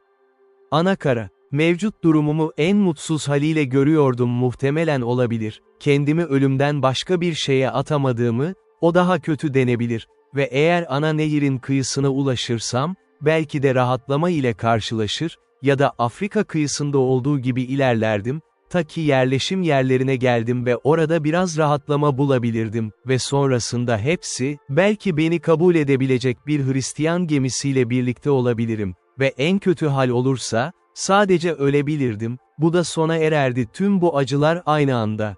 Not edin, tüm bunlar rahatsız olmuş birinin meyvesiydi. Zihin, sabırsız bir öfke, uzun süreklilikle çaresizleşmiş gibi, yaşadığım sıkıntılar ve içinde olduğum enkazda karşılaştığım hayal kırıklıkları ve çok istediğim şeyi elde etmeye çok yaklaştığım yer, konuşacak ve onlardan bilgi öğrenecek biri bulunduğum yer ve kurtuluşumun muhtemel yolları. Gergindim tamamen bu düşüncelerle, tüm sakinliğim, Providence'a teslimimde ve cennetin kararları meselesini beklemek, askıya alınmış gibi görünüyordu ve düşüncelerimi başka bir şeye çevirecek gücüm yoktu. Ana denize bir yolculuk projesi, bana öyle bir güçle geldi ve öyle bir güçle geldi, bir arzu aceleciliği, direnilmemesi gerekiyordu. Bu durum düşüncelerimi 2 saat ya da daha fazla boyunca, öyle şiddetle sarstırmıştı, kanımı fermente etti ve nabzım sanki içerideymişim gibi attı. Sadece zihnimin olağanüstü coşkusuyla bir ateş, doğa, sanki şu düşüncelerle yorgun ve tükenmiş gibi. Beni derin bir uykuya daldırdı. Düşünmem gerekirdi, rüyamadım ama görmedim, ne de onunla ilgili hiçbir şeyi, ama rüya gördüm her zamanki gibi kalemden sabah çıkarken kıyıda 2 kano ve 11 vahşi karaya geliyor, yanlarında getirdikleri onu yemek için öldürecekleri başka bir vahşi, ne zaman, açık aniden, öldürecekleri vahşi fırladı ve onun için koştu. Hayat ve uykumda onun küçük kalın korusuma koşarak geldiğini düşündüm benim tahkimatımın önünde, kendini saklamak için ve onu yalnız gördüğümü, değil diğerlerinin onu böyle aradığını fark ettim, kendimi ona gösterdim ve ona gülümseyerek, cesaretlendirirken, bana diz çöküp dua ediyormuş gibi davrandı, ona yardım etmem için üzerine ona merdivenimi gösterdim, yukarı çıkmasını sağladım ve onu mağarama taşıdım ve o benim hizmetçim oldu. Ve hemen bu adamı aldım, kendime dedim ki, şimdi kesinlikle Anakar'a, çünkü bu adam bana pilot olarak hizmet edecek ve ne yapacağımı söyleyecek, gitmek, erzak almak için nereye gitmeli ve gitmemek için korkudan gitmemek için yutulmuş, hangi yerlere girileceği ve nelerden kaçınılacağı biliniyor. Uyandım bu düşünce ve bu tür tarif edilemez bir sevinç izlenimleri altındaydı rüyamda kaçma ihtimali, hissettiğim hayal kırıklıkları kendime gelmek ve bunun sadece bir rüya olduğunu fark etmekte eşit derecede tam tersine gösterişli ve beni büyük bir moral bozgunluğuna sürükledi. Ancak bunun üzerine şu sonuca vardım, gitmem gereken tek yol kaçmaya çalışmak, bir vahşi bana ulaşmaya çalışmaktı ve, eğer mümkün, mahkum ettikleri mahkumlarından biri olmalı, yenmiş ve öldürmek için buraya getirilmeli.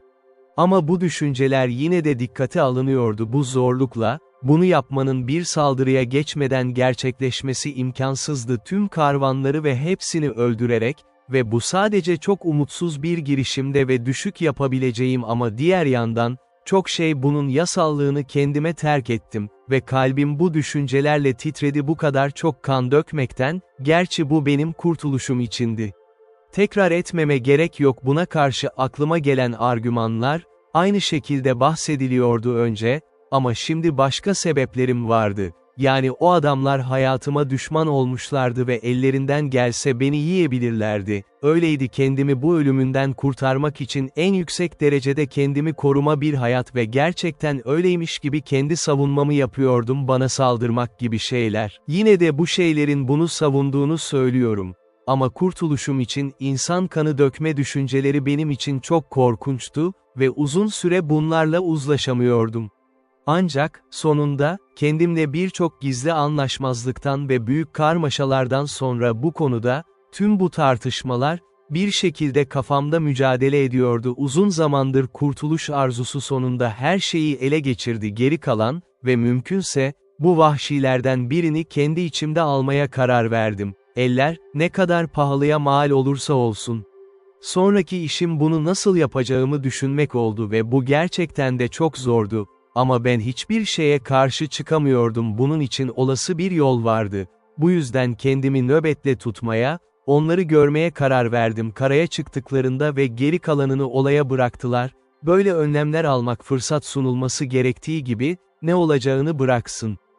Bu kararlar düşündüğümde, kendimi keşifçiye her ne kadar sık yaklaştırdım mümkün ve hatta o kadar sık ki bundan çok yoruldum. Çünkü o yukarıdaydı 1,5 yıl bekledim ve bu zamanın büyük bir kısmında batı ucu ve adanın güneybatı köşesine neredeyse her gün, kano ara, ama hiçbiri çıkmadı. Bu çok cesaret kırıcı oldu ve beni çok rahatsız etti, ama bu durumda, ki olduğu gibi, bunu söyleyemem bir süre önce, o şeye olan arzumun sınırını yitiriyor.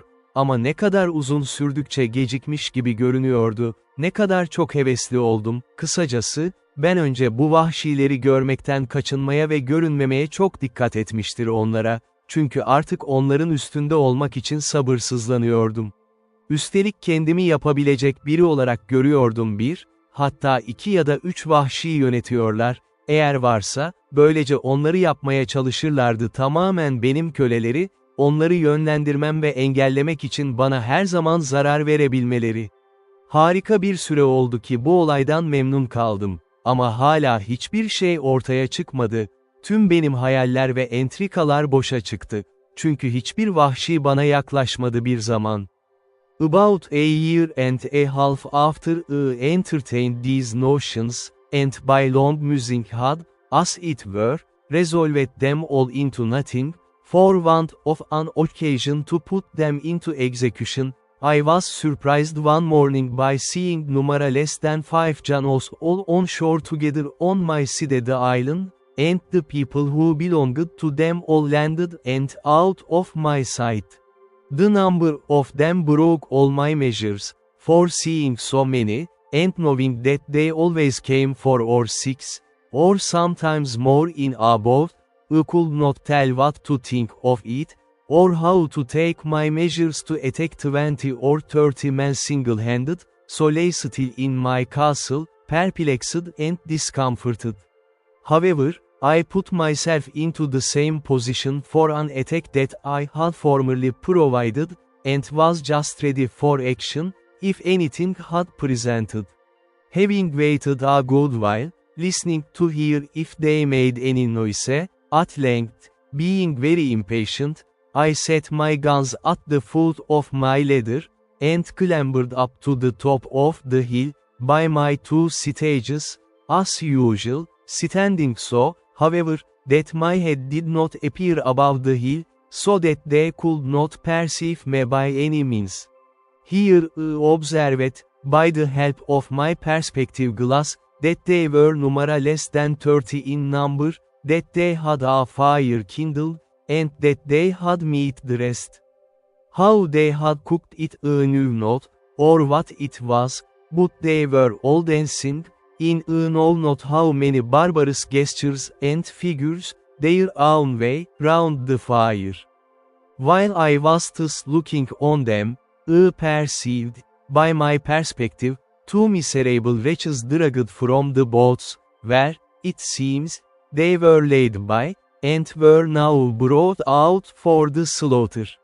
I perceived one of them immediately fall, being knocked down, I suppose, with a club or wooden sword, for that was their way, and 2 or 3 others were at work immediately, cutting him open for their cookery, while the other victim was left standing by himself, till they should be ready for him.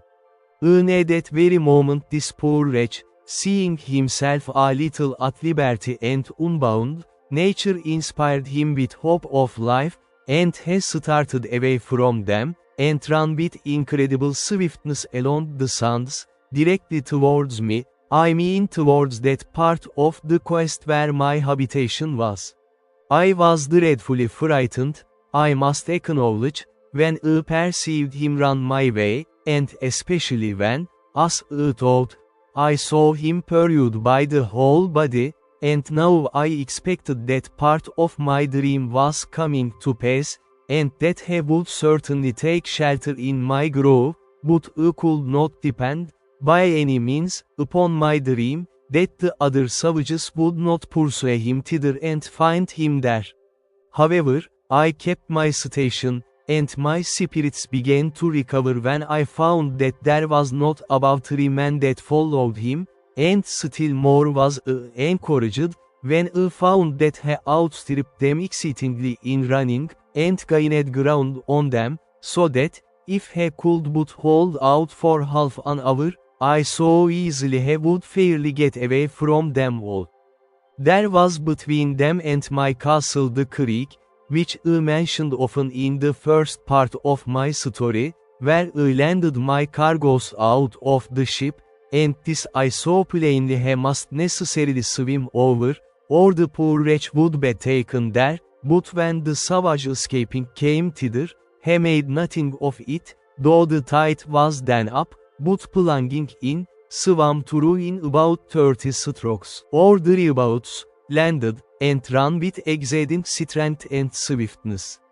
When the 3 persons came to the creek, I found that 2 of them could swim, but the 3rd could not, and that, standing on the other side, he looked at the others, but went no farther, and soon after went softly back again, which, as it happened, was very well for him in the end. I observed that the 2 who swam were yet more than twice as strong swimming over the creek as the fellow was that fled from them. It came very warmly upon my thoughts, and indeed irresistibly, that now was the time to get me a servant, and, perhaps, a companion or assistant, and that I was plainly called by Providence to save this poor creature's life. I immediately ran down the ladders with all possible expedition, fetched my 2 guns, for they were both at the foot of the ladders, as I observed before, and getting up again with the same haste to the top of the hill, I crossed towards the sea, and having a very short cut, and all downhill, placed myself in the way between the pursuers and the pursued, hollowing aloud to him that fled, who, looking back, was at first perhaps as much frightened at me as at them, but I beckoned with my hand to him to come back, and, in the meantime, I slowly advanced towards the 2 that followed, then rushing at once upon the foremost, I knocked him down with the stock of my piece. I was loath to fire, because I would not have the rest here, though, at that distance, it would not have been easily heard, and being out of sight of the smoke, too, they would not have known what to make of it. Having knocked this fellow down, the other who pursued him stopped, as if he had been frightened, and I advanced towards him, but as I came nearer, I perceived presently he had a bow and arrow, and was fitting it to shoot at me, so I was then obliged to shoot at him first, which I did, and killed him at the first shot. The poor savage who fled, but had stopped, though he saw both his enemies fallen and killed, as he thought, yet was so frightened with the fire and noise of my piece that he stood stock still, and neither came forward nor went backward, though he seemed rather inclined still to fly than to come on. I hallooed again to him, and made signs to come forward, which he easily understood, and came a little way, then stopped again, and then a little farther, and stopped again, and I could then perceive that he stood trembling, as if he had been taken prisoner, and had just been to be killed, as his 2 enemies were. I beckoned to him again to come to me, and gave him all the signs of encouragement that I could think of, and he came nearer and nearer, kneeling down every 10 or 12 steps, in token of acknowledgment for saving his life. I smiled at him, and looked pleasantly, and beckoned to him to come still nearer. At length he came close to me, and then he kneeled down again, kissed the ground, and laid his head upon the ground, and taking me by the foot, set my foot upon his head. This, it seems, was in token of swearing to be my slave forever. I took him up and made much of him, and encouraged him all I could. But there was more work to do yet, for I perceived the savage whom I had knocked down was not killed, but stunned with the blow, and began to come to himself, so I pointed to him, and showed him the savage, that he was not dead. Upon this he spoke some words to me, and though I could not understand them, yet I thought they were pleasant to hear, for they were the first sound of a man's voice that I had heard, my own excepted, for about 25 years. But there was no more time for such reflections now. The savage who was knocked down recovered himself so far as to sit up upon the ground, and I perceived that my savage began to be afraid, but when I saw that, I presented my other piece at the man, as if I would shoot him. Upon this my savage, for so I call him now, made a motion to me to lend him my sword, which hung naked in a belt by my side, which I did. He no more sooner had it, but he runs to his enemy, and at one blow cut off his head so cleverly, no more executioner in Germany could have done it sooner or better, which I thought very strange for one who, I had reason to believe, never saw a sword in his life before, except their own wooden swords. However, it seems, As I learned afterwards, they make their wooden swords so sharp, so heavy, and the wood is so hard, that they will even cut off heads with them, and arms, and that at one blow, too. When he had done this, he comes lowing to me in sign of triumph, and brought me the sword again, and with abundance of gestures which I did not understand, laid it down, with the head of the savage that he had killed, just before me. But that which astonished him most was to know how I killed the other Indian so far off, so, pointing to him, he made signs to me to let him go to him, and I bade him go, as well as I could. When he came to him, he stood like one amazed, looking at him, turning him first on one side, then on the other, looked at the wound the bullet had made, which it seems was just in his breast, where it had made a hole, and a great quantity of blood had followed, but he had bled inwardly, for he was quite dead.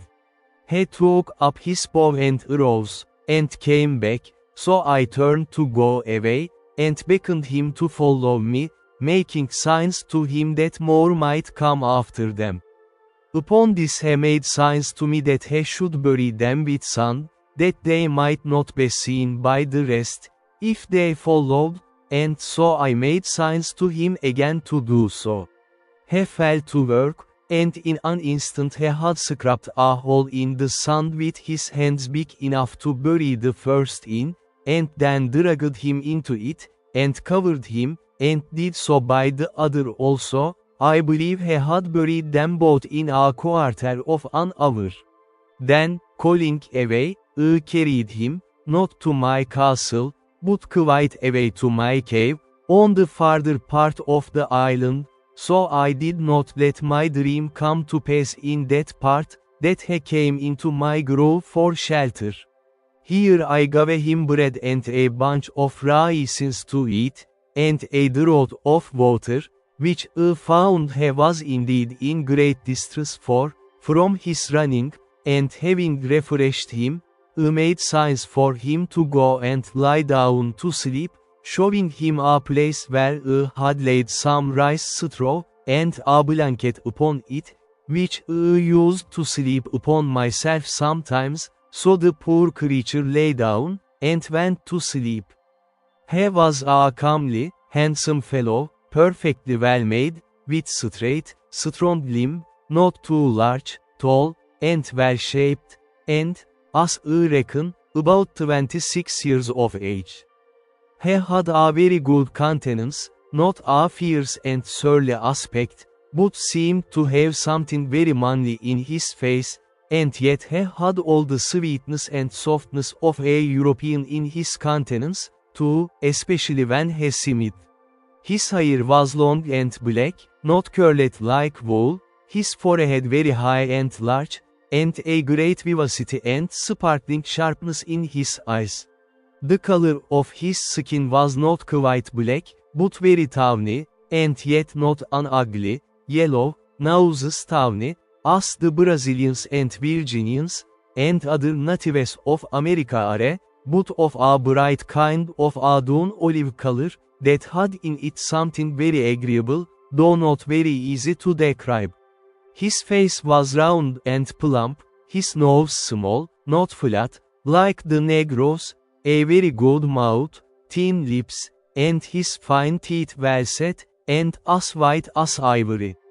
After he had slumbered, rather than slept, about half an hour, he awoke again, and came out of the cave to me, for I had been milking my goats which I had in the enclosure just by. When he espied me he came running to me, laying himself down again upon the ground, with all the possible signs of an humble, thankful disposition, making a great many antic gestures to show it. At last he lays his head flat upon the ground, close to my foot, and sets my other foot upon his head, as he had done before, and after this made all the signs to me of subjection, servitude, and submission imaginable, to let me know how he would serve me so long as he lived. I understood him in many things, and let him know I was very well pleased with him. In a little time I began to speak to him, and teach him to speak to me, and first, I let him know his name should be Friday, which was the day I saved his life. I called him so for the memory of the time.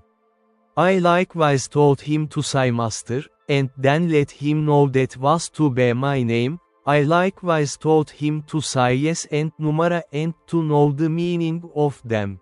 I gave him some milk in an earthen pot, and let him see me drink it before him, and soak my bread in it, and gave him a cake of bread to do the like, which he quickly complied with, and made signs that it was very good for him. I kept there with him all that night, but as soon as it was day I beckoned to him to come with me, and let him know I would give him some clothes, at which he seemed very glad, for he was stark naked. As we went by the place where he had buried the two men, he pointed exactly to the place, and showed me the marks that he had made to find them again, making signs to me that we should dig them up again and eat them. At this I appeared very angry, expressed my abhorrence of it, made as if I would vomit at the thoughts of it, and beckoned with my hand to him to come away, which he did immediately, with great submission. I then led him up to the top of the hill, to see if his enemies were gone, and pulling out my glass I looked, and saw plainly the place where they had been, but numara appearance of them or their journals, so that it was plain they were gone, and had left their two comrades behind them, without any search after them. But I was not content with this discovery, but having now more courage, and consequently more curiosity, I took my man Friday with me, giving him the sword in his hand, with the bow and arrows at his back, which I found he could use very dexterously, making him carry one gun for me, and I two for myself, and away we marched to the place where these creatures had been, for I had a mind now to get some further intelligence of them. When I came to the place my very blood ran chill in my veins, and my heart sank within me, at the horror of the spectacle. Indeed, it was a dreadful sight, at least it was so to me, though Friday made nothing of it. The place was covered with human bones, the ground dyed with their blood, and great pieces of flesh left here and there, half eaten, mangled, and scorched, and, in short, all the tokens of the triumphant feast they had been making there, after a victory over their enemies.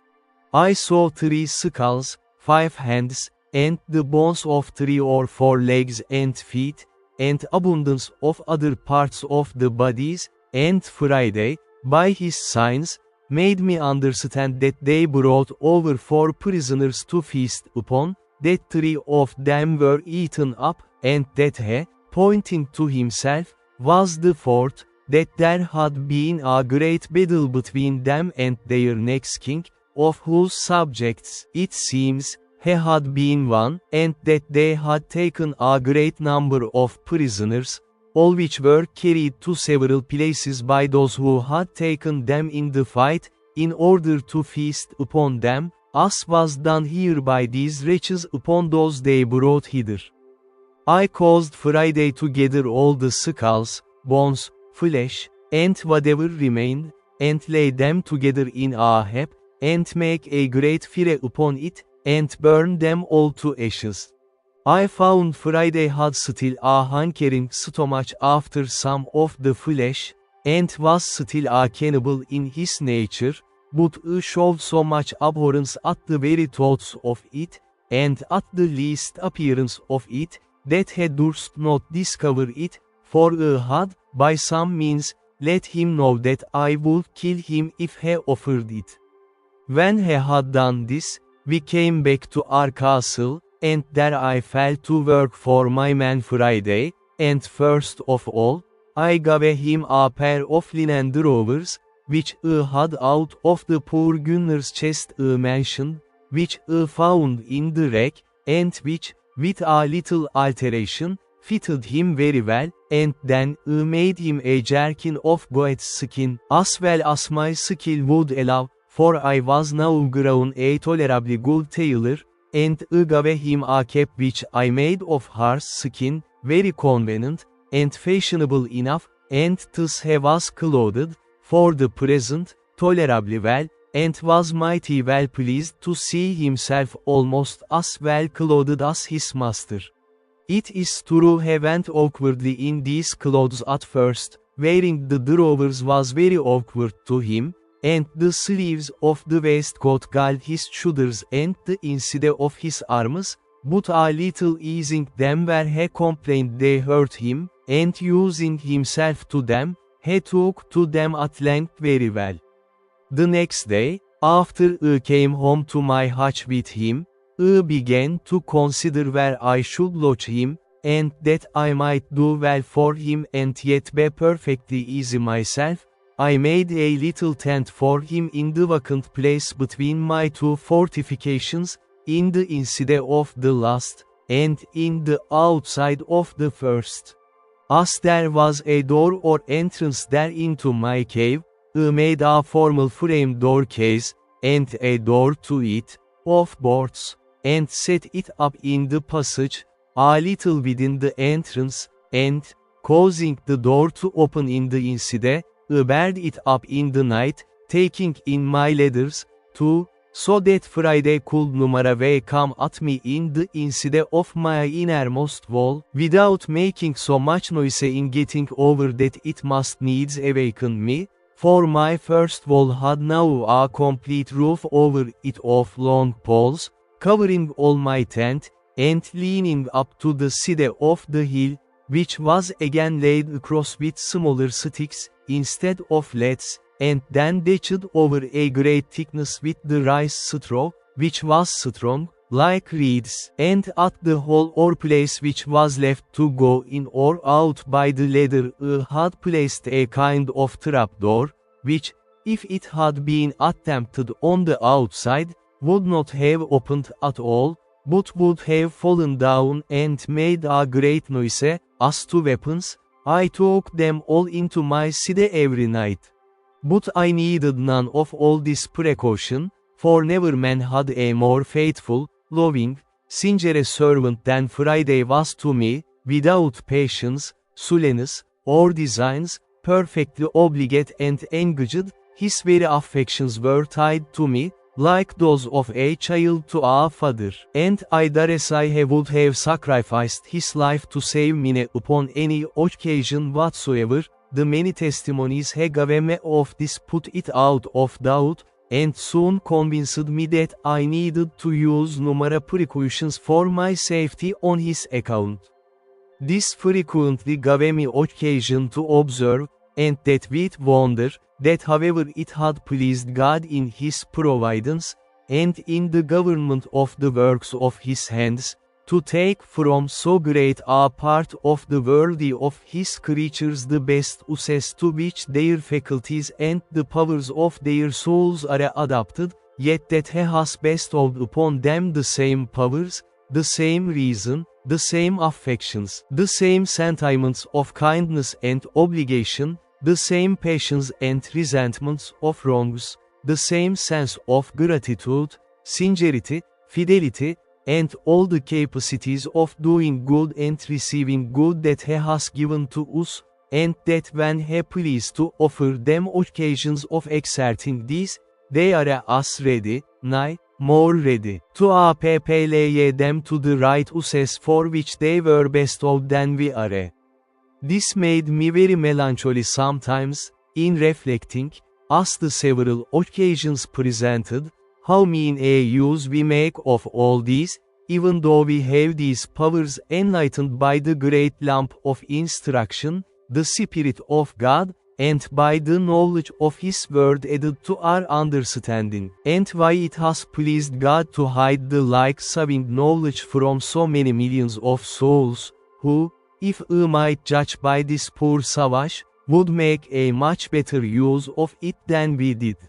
From hence I sometimes was led too far, to invade the sovereignty of providence, and, as it were, arraign the justice of so arbitrary a disposition of things, that should hide that sight from some, and reveal it to others, and yet expect a like duty from both, but I shut it up, and checked my thoughts with this conclusion: first, that we did not know by what light and law these should be condemned, but that as God was necessarily, and by the nature of his being, infinitely holy and just, so it could not be, but if these creatures were all sentenced to absence from himself, it was on account of sinning against that light which, as the scripture says, was a law to themselves, and by such rules as their consciences would acknowledge to be just, though the foundation was not discovered to us,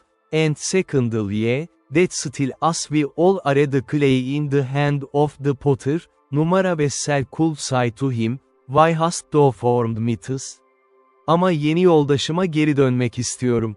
Ondan çok memnun oldum ve ona faydalı olması için uygun olan her şeyi öğretmek benim işim, kullanışlı ve yardımcı, ama özellikle konuşmasını ve beni anlamasını sağlamak için, konuştu ve o, her zamanki en değerli bilgindi ve özellikle öyleydi neşeli, sürekli çalışkan ve beni anlayabildiğinde çok memnun, ya da onu anlamamı sağladı. Onunla konuşmanın benim için çok hoş olduğunu söyledi. Şimdi hayatım o kadar kolay olmaya başladı ki, kendime, yapabilir miyim, demeye başladım. Daha fazla vahşiden korunmuştum, umurumda değildi yaşadığım yer. 2 ya da 3 gün boyunca kaleme döndükten sonra, şöyle düşündüm ki, Friday'i korkunç beslenme tarzından ve lezzetten kurtarmak için emir verdiği yamyamın midesinin tadına bakmasına izin vermeliyim, ben de bir sabah benimle ormana çıktı. Gerçekten de bir kişiyi öldürmeyi niyetle gittim. Kendi sürümün çocuğu olarak koparmak ve eve getirip giydirir, ama giderken gölgede yatan bir dişi keçi ve yanında oturan 2 küçük çocuk gördü. Friday'i yakaladı. Dur, dedim, hareketsiz dur ve ona kıpırdamaması için işaretler yaptım, hemen eserimi sundum, çektim ve çocuklardan birini öldürdü. Zavallı yaratık, uzaktan gerçekten görmüştü vahşiyi. Düşmanını öldürdüm ama bilmiyordum, nasıl olduğunu hayal edemiyordum. Bitti. Mantıklı bir şekilde şaşırdım, titredim ve o kadar şaşırdım ki düşeceğini sanıyordu. Ateş ettiğim çocuğu görmedi ya da algılamadı, onu öldürmüştüm ama yeleğini yırtıp olmadığını hissetmek için yaralı ve şu anda anladığım gibi, onu öldürmeye kararlı olduğumu düşündüm. Çünkü o geldi ve bana diz çöktü, dizlerime sarılıp birçok şey söyledi, anlamadı, ama anlamının, bana dua etmem gerektiğini kolayca görebiliyordum. Onu öldür. Kısa sürede ona zarar vermeyeceğimi ona ikna etmenin bir yolunu buldum ve onu alıp elinden tutup ona güldüm ve öldürdüğüm çocuğu işaret ettim, onu koşup alması için işaret etti, ki aldı ve merak ederken ve yaratığın nasıl öldürüldüğünü görmek için silahımı tekrar doldurdum.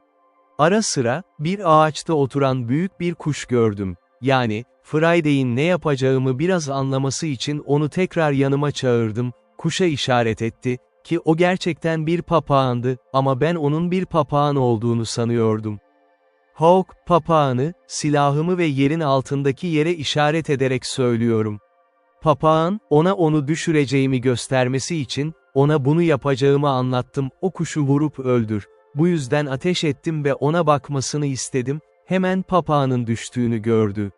Yine korkmuş biri gibi durdu, ona söylediklerime rağmen ve onun daha da şaşkın olduğunu fark ettim.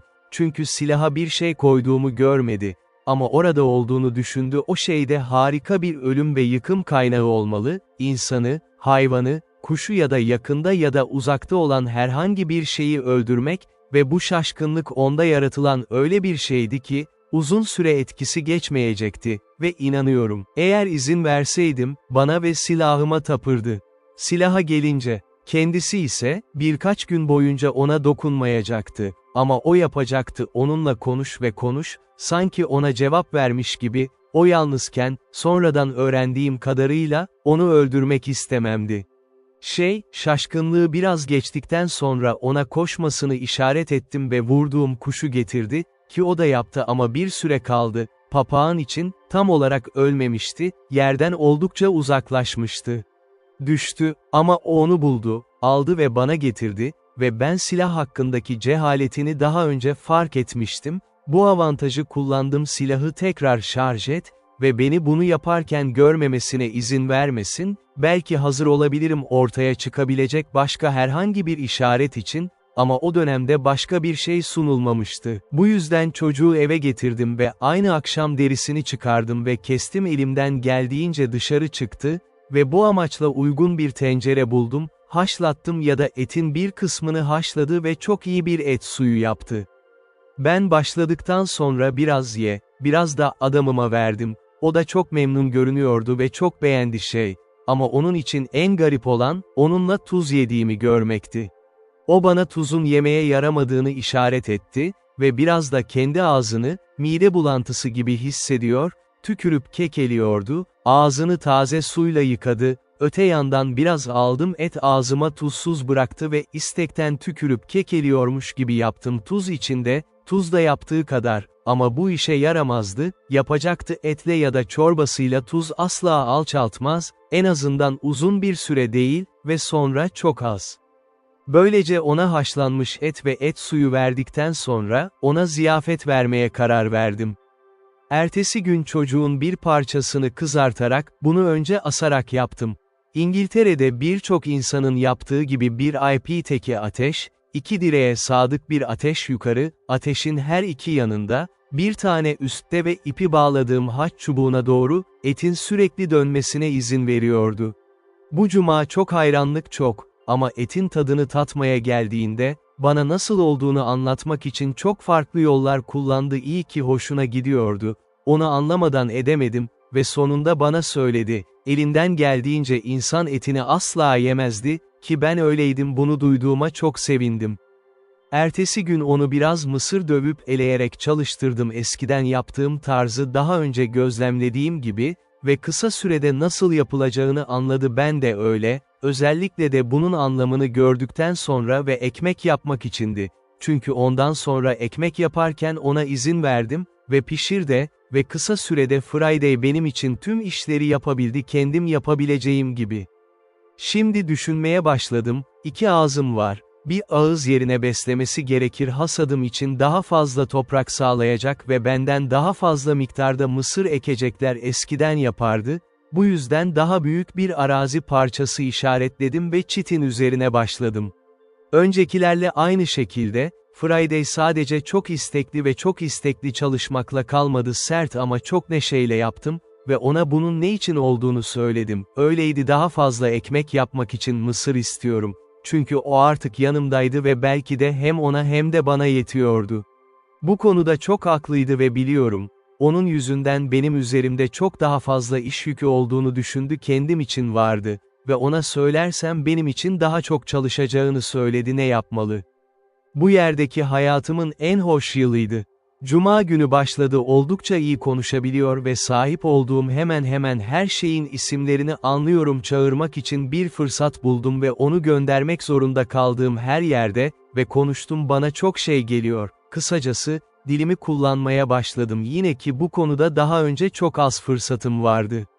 Dışında onunla konuşmak zevkti, adamda tek bir tatmin duydum, kendisi, basit, gerçek dürüstlüğü her geçen gün bana daha çok göründü ve bu yaratığı gerçekten sevmeye başladım ve onun tarafında beni sevdiğine inanıyorum, daha önce hiçbir şeyi sevebileceğinden daha fazla.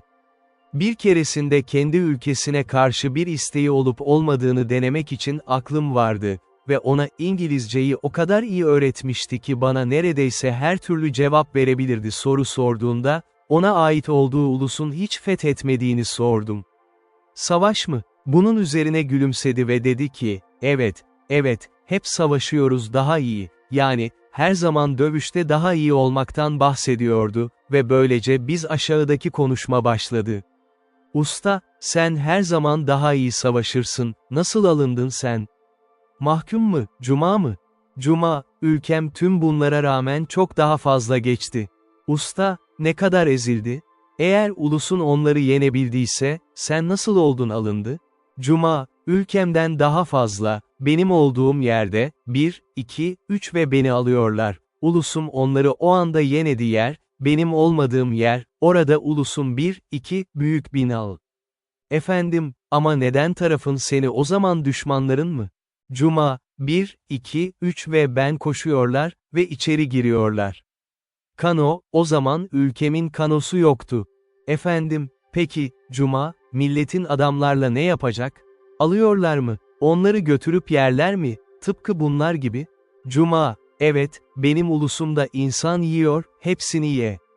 Usta, nerede taşımaktadırlar? Cuma, başka bir yere git, orada düşünürler. Efendim, buraya mı geliyorlar? Cuma, evet, buraya geliyorlar, başka yere gel. Usta, onlarla birlikte mi bulundunuz? Cuma, evet, buradaydım, kuzeybatı tarafına işaret ediyor ada, görünüşe göre onların tarafıydı.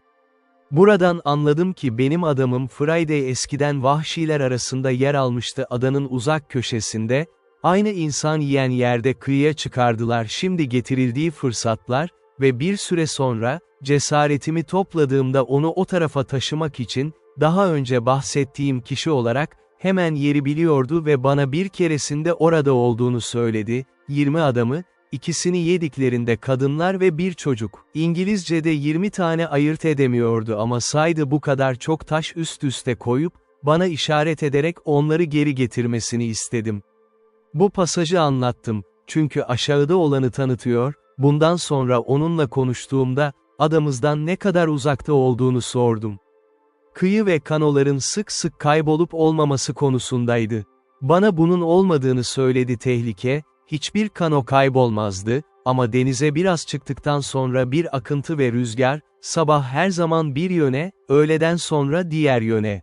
Bunu sadece Gelgit'in setlerinden başka bir şey olarak anladığım kadarıyla, yani dışarı çıkmak ya da geliyor, ama sonradan bunun büyük taslakla ilgili olduğunu anladım ve güçlü Orinoco Nehri'nin reflüksu, hangi nehrin ağzında veya körfezinde, sonrasında bulduktan sonra adamız vardı. Ve bu toprak, ki bunu benim olarak gördüğüm batı ve kuzeybatı, Büyük Trinidad adasıydı ve deniz adasının ağzının kuzey ucunda yer alıyordu nehir.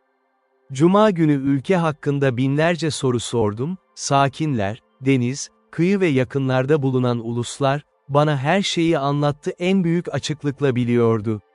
Ona isimlerini sordum, kendi türündeki birkaç ulusu vardı, ancak başka bir isim bulamadı, sadece Karibler. Buradan kolayca anladım ki bunlar Karayipler ve haritalarımız Amerika'nın Orinoco Nehri'nin ağzından uzanan bir bölge Guyana'ya ve ardından Saint Marta'ya doğru devam etti. Bunu bana çok daha ötesinde söyledi.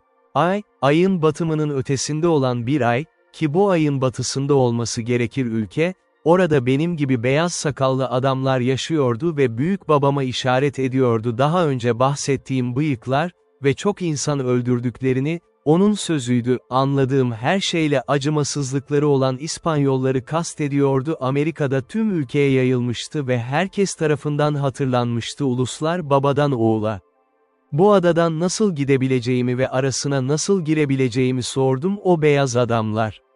Bana, evet, 2 kanoyla gidebilirsin, dedi. Ne demek istediğini anlayamadım ya da bana ne demek istediğini anlatmasını sağlayamadım. 2 kano attı, sonunda büyük bir zorlukla onun içeride olması gerektiğini kastettiğini anladım 2 kano büyüklüğünde büyük bir tekne. Cuma günkü konuşmanın bu kısmı çok iyi keyif almaya başladı ve bu zamandan itibaren bazı umutlar besliyordum ki, bir zamanlar belki bundan kaçmak için bir fırsat bulurum ve bu zavallı vahşi bana yardım etmek için bir araç olabilir. Cuma benimle uzun süre birlikte olduğu süredir ve o da bana konuş ve beni anla, temelini atmak istemiyordum.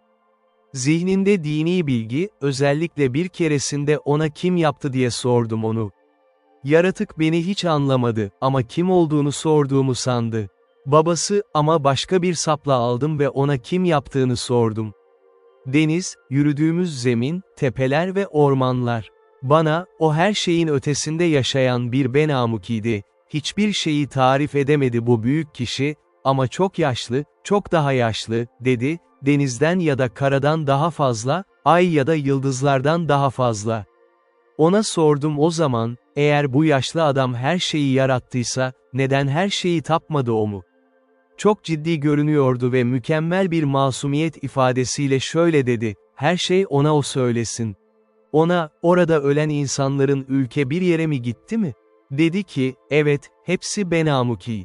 Sonra yedikleri kişilerin de oraya gidip gitmediğini sordum. Evet, dedi. Bu şeylerden ona gerçek Tanrı'yı bilme konusunda eğitim vermeye başladım. Ona her şeyin büyük yaratıcısının orada yaşadığını, yukarıya doğru işaret ettiğini söyledi. Cennet, dünyayı aynı güç ve takdir ile yönettiğini başardı, her şeye kadir olduğunu ve bizim için her şeyi yapabileceğini, verebileceğini her şeyi bizden al ve böylece yavaş yavaş onun gözler. Büyük bir dikkatle dinledi ve bu fikri memnuniyetle karşıladı. İsa Mesih'in bizi kurtarmak için gönderildiğini ve bizim Tanrı'ya dua eder ve onun bizi cennette bile duyabilmesini sağlar. Bana bir tane söyledi, eğer Tanrımız bizi duyabiliyorsa, güneşin ötesinde Benamukilerinden daha büyük Tanrı, ki onlar biraz uzakta yaşıyordu, ama yine de konuşmak için yaşadığı büyük dağlara çıkana kadar duyamadım onlara. Oraya gidip konuşmaya gidip gelmediğini sordum. Dedi ki, hayır, genç erkekler hiç gitmedi. Oraya sadece eski olanlar gitmedi erkekler, diye onlara o avokeiki dediği, yani, ona açıklama yaptırdım ben, onların dindarları ya da din adamları, ve o, böyle çağırdı, demeye gittiklerini dua etti, sonra geri dönüp Benamuke'nin söylediklerini anlattı.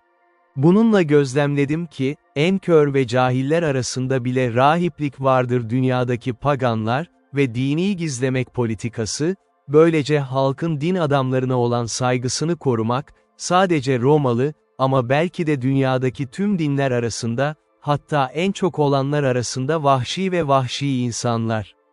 Bu dolandırıcılığı Cuma günü adamıma açıklamaya çalıştım ve ona şöyle söyledi ki yaşlı adamlarının dağlara çıkıp tanrılarına o demeleri taklidi Benamuki bir hileciydi ve oradan haber getirmeleri şöyleydi: çok daha fazla, eğer herhangi bir cevap bulurlarsa ya da oradaki biriyle konuşurlarsa, kötü bir ruhla olmalı, sonra onunla uzun bir sohbete girdim. Şeytan, onun kökeni, Tanrı'ya karşı isyanı, düşmanlığı hakkında adamım, bunun sebebi, kendini dünyanın karanlık köşelerine yerleştirmesi. Tanrı yerine tapınmak ve Tanrı olarak tapılmak ve kullandığı birçok taktika insanlığı mahveme sürüklemek, tutkularımıza gizli erişimi olduğunu ve sevgilerimize ve tuzaklarını eğilimlerimize göre uyarlaması için bizi kendi baştan çıkaranlar olmamıza ve kendi yok olmamıza sürüklemeye zorlasın seçim. Şeytan hakkında zihnine doğru fikirleri kazmanın o kadar kolay olmadığını fark ettim çünkü bir Tanrı'nın varlığıyla ilgiliydi.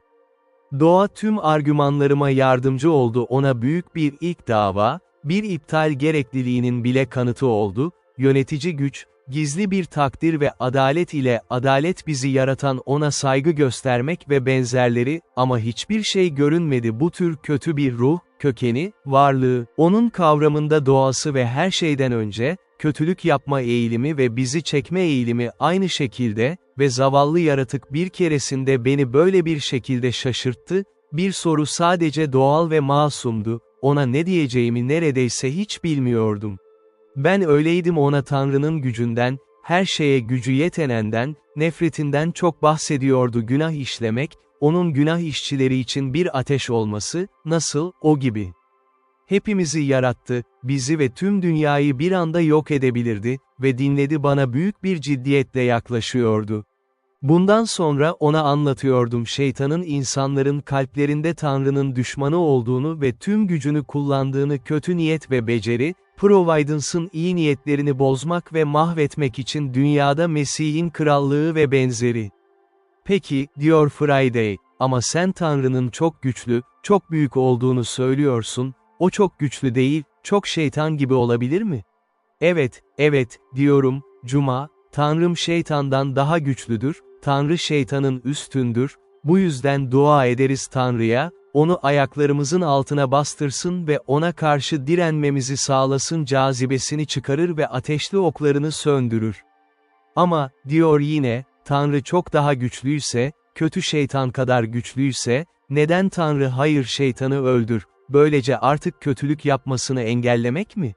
Garip bir şekilde şaşırdım bu soruya cevap ve sonuçta, artık yaşlı bir adamdım ama yine de sadece bir adamdım, genç doktor ve bir kazuist ya da sorun çözücüsü için yeterli değildi ve başta ne diyeceğimi bilemedim, bu yüzden onu duymuyormuş gibi yaptım ve ne dediğini sordu. Ama cevap için çok samimiydi. Kendi cevaplarını unutacak kadar ciddiydi, böylece yukarıdaki aynı kırık kelimelerle tekrar etti.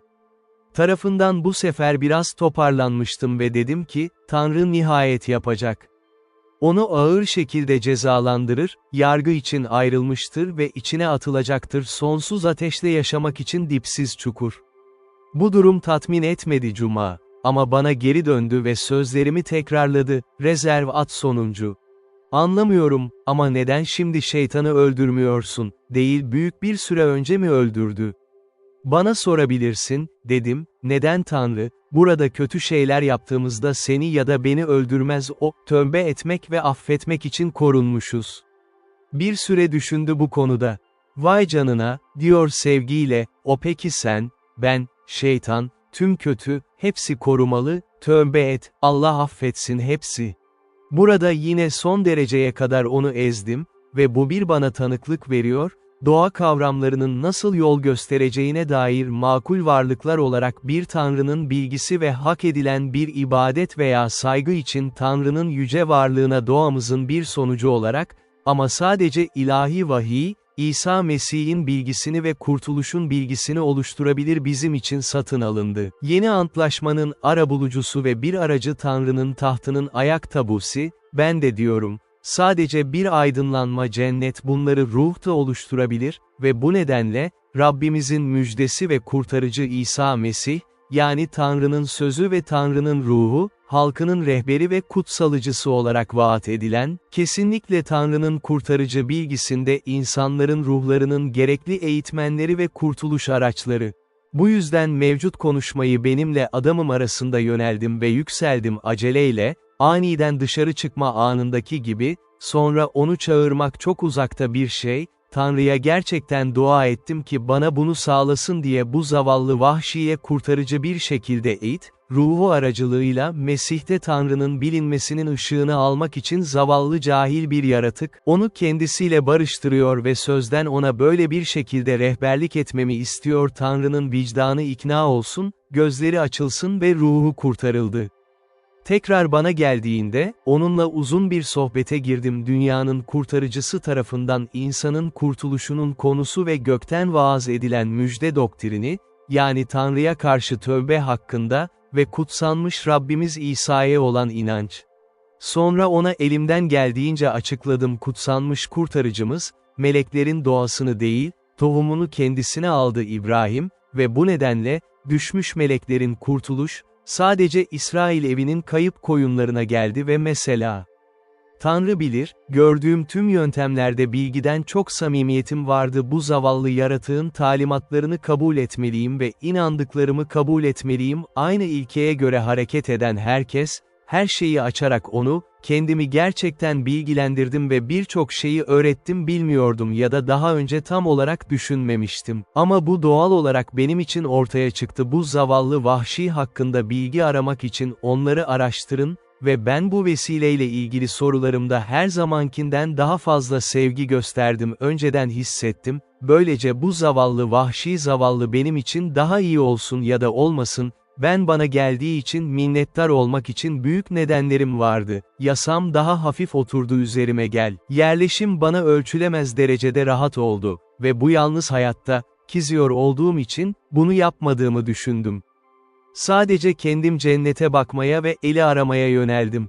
Beni buraya getirdi, ama şimdi takdir altında bir araç haline getirilmesi gerekiyordu. Zavallı bir vahşinin hayatını ve bildiğim kadarıyla ruhunu kurtarıp getirdiğinin ve Hristiyan doktrininin gerçek bilgisine ulaşmak için, böylece sonsuz yaşamda olan İsa'yı tanıyın, diyorum. Hepsini düşündüğümde bu şeyler, ruhumun her köşesinde gizli bir sevinç dolaştı ve sık sık birçok kez düşündüğüm bu yere getirildiğim için sevinirdim. Başıma gelebilecek en korkunç bela. Geri kalan zamanımı bu minnettar çerçevede sürdürdüm, ve Cuma ile benim aramızdaki saatleri kullanan sohbet çok iyi yapıldı. Orada mükemmel ve tamamen mutlu yaşadığımız 3 yıl, tam mutluluk diye bir şeyin subluneri durumda oluşabiliyor mu? Bu vahşi artık iyi bir Hristiyandı, benden çok daha iyiydi. Gerçi ben bizim de eşit derecede tövbe olduğumuzu ummak ve Tanrı'yı kutsamak için bir sebep ve teselli edilmiş, yeniden tövbe olanlar. Burada Tanrı'nın sözü okuyordu. Ama hayır, İngiltere'de olsaydık olduğundan daha çok onun ruhundan daha uzaktı. Ay kutsal yazıları okurken her zaman ona ve ben kadar iyi bunu bildirmeye çalıştım, okuduklarımın anlamı ve yine, ciddi sorularıyla ve sorgulamalar, daha önce de dediğim gibi, beni kutsal kitap konusunda çok daha iyi bir bilgin yaptı. Sadece kendi özel okumamla asla sahip olmam gereken bilgiye sahip olmam. Bir başkası burada da gözlemlemekten kendimi alamamam, bu konudaki deneyimimden dolayı hayatımın emekli bir kısmı, yani ne kadar sonsuz ve tarif edilemez bir nimet olduğunu Tanrı'nın ve Mesih İsa tarafından kurtuluş doktrininin bilgisi Tanrı'nın sözünde öyle açıkça belirtilen, kolayca kabul edilip anlaşılan, kutsal yazıyı çıplak okumak beni yeterince anlamaya yetkin bir şey yaptı. Beni doğrudan büyük içten tövbe işine götürme görevimden, günahlarım ve hayat ve kurtuluş için bir kurtarıcıyı tutunmak, bir şekilde uygulamada reform ve Tanrı'nın tüm emirlerine itaat ve bu öğretmen ya da eğitmen olmadan, yani insan olarak, yani aynı açık talimat bu vahşi yaratığı aydınlatmak için yeterince hizmet etmiş ve onu getirmiştir. Hayatımda ona eşdeğer çok az tanıdığım kadar çok az kişi olduğu gibi bir Hristiyan olmak. Yaşanan tüm anlaşmazlıklar, çekişmeler ve çekişmeler hakkında dinle ilgili dünyada, doktrinlerdeki incelikler ya da kilise düzenleri, hükümet, hepsi bizim için tamamen işe yaramaz oldu ve henüz yapabileceğim hiçbir şey için bakın, dünyanın geri kalanı için de öyle oldu. Kesin rehberimiz vardı, cennet, yani Tanrı'nın sözü ve Allah kutsamazsın, rahat manzaralarımız vardı. Tanrı'nın ruhu, onun sözü ile öğretiyor, bizi hepsine götürüyor gerçeği ve bizi hem istekli hem de onun sözündeki talimatlara itaatkar kılan bir şey olarak gösteriyor. Ve tartışmalı olanın en büyük bilgisinin en ufak bir faydası olduğunu göremiyorum. Dünyada bu kadar karışıklık yaratan dini noktalar bize ulaştı, eğer elde edebilseydik. Ama tarihsel anlatıma devam etmeliyim, her parçayı sırasına göre alırlar. Cuma gününden sonra daha yakından tanışmaya başladık ve onun bunu yapabileceğini ona söylediğim hemen hemen her şeyi anlıyor ve oldukça akıcı konuşuyor, ama bozuk İngilizce olarak, bana göre ona kendi geçmişimi tanıtıyordum, en azından öyle. Çoğu buraya gelmemle ilgiliydi, orada nasıl yaşadığım ve ne kadar süre, onu barut ve ona nasıl ateş edeceğini öğretti. Ona bir bıçak verdim, ki o da öyleydi, harika bir şekilde memnun oldu, ve ona bir kemer yaptım, üzerine bir kurbağa asılıydı, örneğin İngiltere'de hanger taktığımız gibi, ve kurbağada, askı yerine, ben ona bir balta verdi, ki bu bazı durumlarda sadece en iyi silah değil, çok da iyi bir silahtı, başka durumlarda daha faydalı. I described to him the country of Europe, particularly England, which I came from, how we lived, how we worshiped God, how we behaved to one another, and how we traded in ships to all parts of the world. I gave him an account of the wreck which I had been on board of, and showed him, as near as I could, the place where she lay, but she was all beaten in pieces before, and gone. I showed him the ruins of our boat, which we lost when we escaped, and which I could not steer with my whole strength then, but was now fallen almost all to pieces. Upon seeing this boat, Friday stood, musing a great while, and said nothing. I asked him what it was he studied upon. At last says he, me see such boat like come to place at my nation. I did not understand him a good while, but at last, when I had examined further into it, I understood by him that a boat, such as that had been, came on shore upon the country where he lived, that is, as he explained it, was driven thither by stress of weather. I presently imagine that some European ship must have been cast away upon their coast, and the boat might get loose and drive ashore, but was so dull that I never once thought of men making their escape from a wreck thither, much less whence they might come, so I only inquired after a description of the boat. Friday described the boat to me well enough, but brought me better to understand him when he added with some warmth, "We saved the white mans from drown." Then I presently asked if there were any white mans, as he called them, in the boat. "Yes," he said, "the boat full of white mans." I asked him how many. He told upon his fingers 17. I asked him then what became of them. He told me, "They live, they dwell at my nation." This put new thoughts into my head, for I presently imagined that these might be the men belonging to the ship that was cast away in the sight of my island, as I now called it, and who, after the ship was struck on the rock, and they saw her inevitably lost, had saved themselves in their boat, and were landed upon that wild shore among the savages. Upon this I inquired of him more critically what was become of them. He assured me they lived still there, that they had been there about 4 years, that the savages left them alone, and gave them victuals to live on. I asked him how it came to pass they did not kill them and eat them. He said, "Numara, they make brother with them, that is, as I understood him, a Turus," and then he added, "They numara eat mans but when make the war fight, that is to say, they never eat any man but such as come to fight with them and are taken in battle."